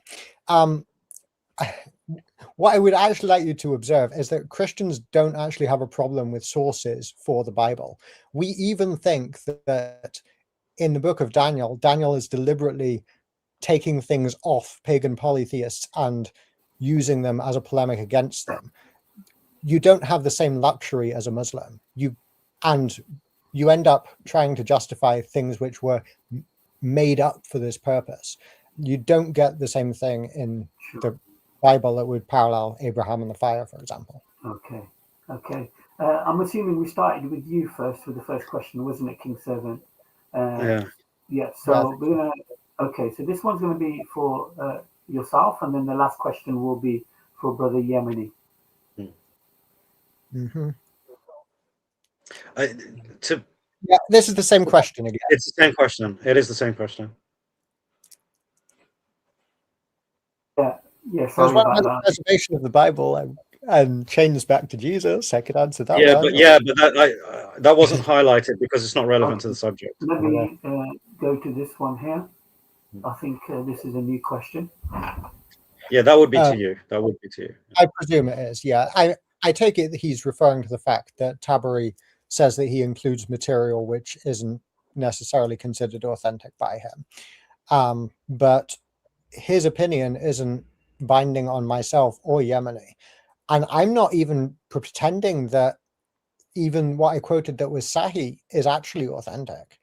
I'm saying that if you looked at Islam as an outsider and you saw that there were these stories floating around the prophet-like figure that this community followed, even including the stories that Yemeni mentioned, and you looked at it as a whole, you wouldn't want to follow this man if you actually took into account all of the evidence. You would think, I don't think they'd make up that. They probably would make up that. And I think that you would have good reason to not accept him as a prophet. But I'm going further than that and arguing historically that Yeah, I'm sorry. Hold on there, brother Yemeni. I know we know where the Quran comes from, and it's not from God. Okay. It's obviously from You elsewhere. have 30 seconds now to respond, brother Yemeni. Go ahead. Yeah, like I said, I'm sorry because you've hidden behind assumption this whole debate. You're putting forward these things. I'm not saying this may be this. Yes, it's assuming this because it's early. You've been hiding behind assumptions this whole time. The reality is you haven't disproven that these Sahih Hadith are not authentic. You haven't disproven that. So saying, I'm not saying that it's authentic. I'm assuming if there is a question here to be had. You don't even provide any evidence for it to be a question. So I'm sorry. Yeah, but at least At-Tabari mentions very clearly, I know what is authentic, I know what is inauthentic, and I'm telling you, I'm making them, there's a mix of both. Okay, Yemeni, thank you for that. Okay, this is going to be the final question. And let me actually thank you for the super chat. I really appreciate it. This is a question for Brother Yemeni. You'll have a minute to respond and 30 seconds to King 7. Muhammad and wife. Which wife? Oh, Khadija was very doubtful about the nature of the angel in Hira. In the Bible, no angel forced a human except the human wrestling. Jacob, how can you believe in Muhammad ﷺ if he doubted? No, they didn't doubt in the nature of Gabriel. In fact, Khadija said, Allah will not do this to you. Right? So she actually put certainty into the heart of the Messenger ﷺ. And the Messenger ﷺ, at the end of the day, this is a natural human reaction. This is a man who had an encounter with someone he didn't know, who squeezed him tightly and commanded him to recite something. This is a traumatic experience, a place of uncertainty. He didn't know what was going on, so he sought comfort, and his wife said with a surety, Allah will not do this to you. He will not, humiliate you like this. And then she went to her cousin, knowing that he would affirm. Right? So there was no doubt regarding this. And the Prophet ﷺ soon after had his own certainty when the revelation continued to come. Yeah, if we can get my presentation up, I do actually have something relevant to the question. Thank you. So slide 55. So I know it's a little small to read, but according to the earliest source, Ibn Ishaq, what actually convinced Muhammad that he was a prophet and Gabriel appeared to him, again, I don't accept this as historical. I don't accept anything in Muhammad's life outside the Quran as historical. But if you want to hold Muslims to the earliest sources they have, she sits on him and strips and asks him, do you still see Gabriel now? And when eventually he says no, she says, oh, it's clearly an angel. 45 seconds. It's bizarre, but yeah, there you go. Okay, thank you for that. That actually concludes today's debate. What a fascinating, interesting debate, brothers and sisters. Thank you for your questions. Thank you for the super chats and super stickers. And if you haven't subscribed, if you're new to Dawah Wise, don't forget to like, share, and subscribe. And of course, Brother Yemeni has got a YouTube channel, and myself, I've got a very fledgling YouTube channel, and I'm sure King Sermon has also. So don't forget to like, share, and subscribe to the YouTube channels respectfully. Thank you for the Q&A. It's been very fascinating. It's very fast-paced. I don't think there's any closing remarks from each speaker. Do you want to say a minute each before we wrap it up, out of respect each? Yeah, I just want to, thank Daniel again for the debate. It was interesting, and I think he's done a fantastic job in strengthening the arguments for Islam. But I also want to mention that we will be doing a post-debate analysis at in 20 minutes after this, inshallah, while everything is still fresh in their mind. So if you are a Muslim or a Christian and you want to hear the thoughts of people of this debate and maybe exchange ideas and whatnot, you're more than welcome to hop over to my channel and do and have that after party, essentially. Yeah, well, I'm sure Yemeni encourages non-Muslims to take part and ask the questions. If you missed out on today's Q&A, feel free to go onto the channel and ask questions directly to Brother Yemeni. I'm sure he'll be happy and graceful enough to respond to your questions. Go ahead. I also have one more thing. My apologies. As I mentioned, that I did cut out a lot of information with regards to this. There will be a stream, later on, inshallah, on my channel where we will have the full presentation as it was originally intended, and I invite Christians to come on and challenge it without time restriction. Of course, this is a debate. We have time restrictions on both our parts, so that's an invitation to Christians to challenge my full presentation. Which has a lot more detail and will clear up many things, inshallah. Okay, King 7, I'm actually going to give you a minute and a half because Yemeni did take a minute and a half. So out of respect, you'll have a minute and a half to deal with any closing statements. Go ahead. Yeah, first of all, thank you to yourself, Muhammad, for, well, I should be more specific. Thank you to yourself, Abu Shuaib, for moderating for us. And thank you for, after about 2.5 years after you originally challenged me to debate this topic, for setting a time and date for it, Yemeni. And I'm glad that we've been able to have the debate, and I think our friendship is as intact as when we started.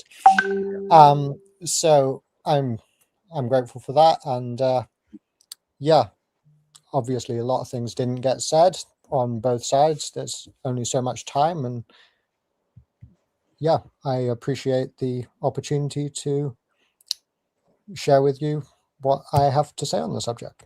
Thank you. I've got to say, gentlemen, this is one of the times or a show or a debate where I just don't want it to end. It was very interesting, very beneficial for all the audience, and the questions were fascinating. And I do apologize if I never got to deal with all the questions. But like I said, you'll have opportunity in a couple of minutes to jump on Brother Yemeni's channel to ask him directly.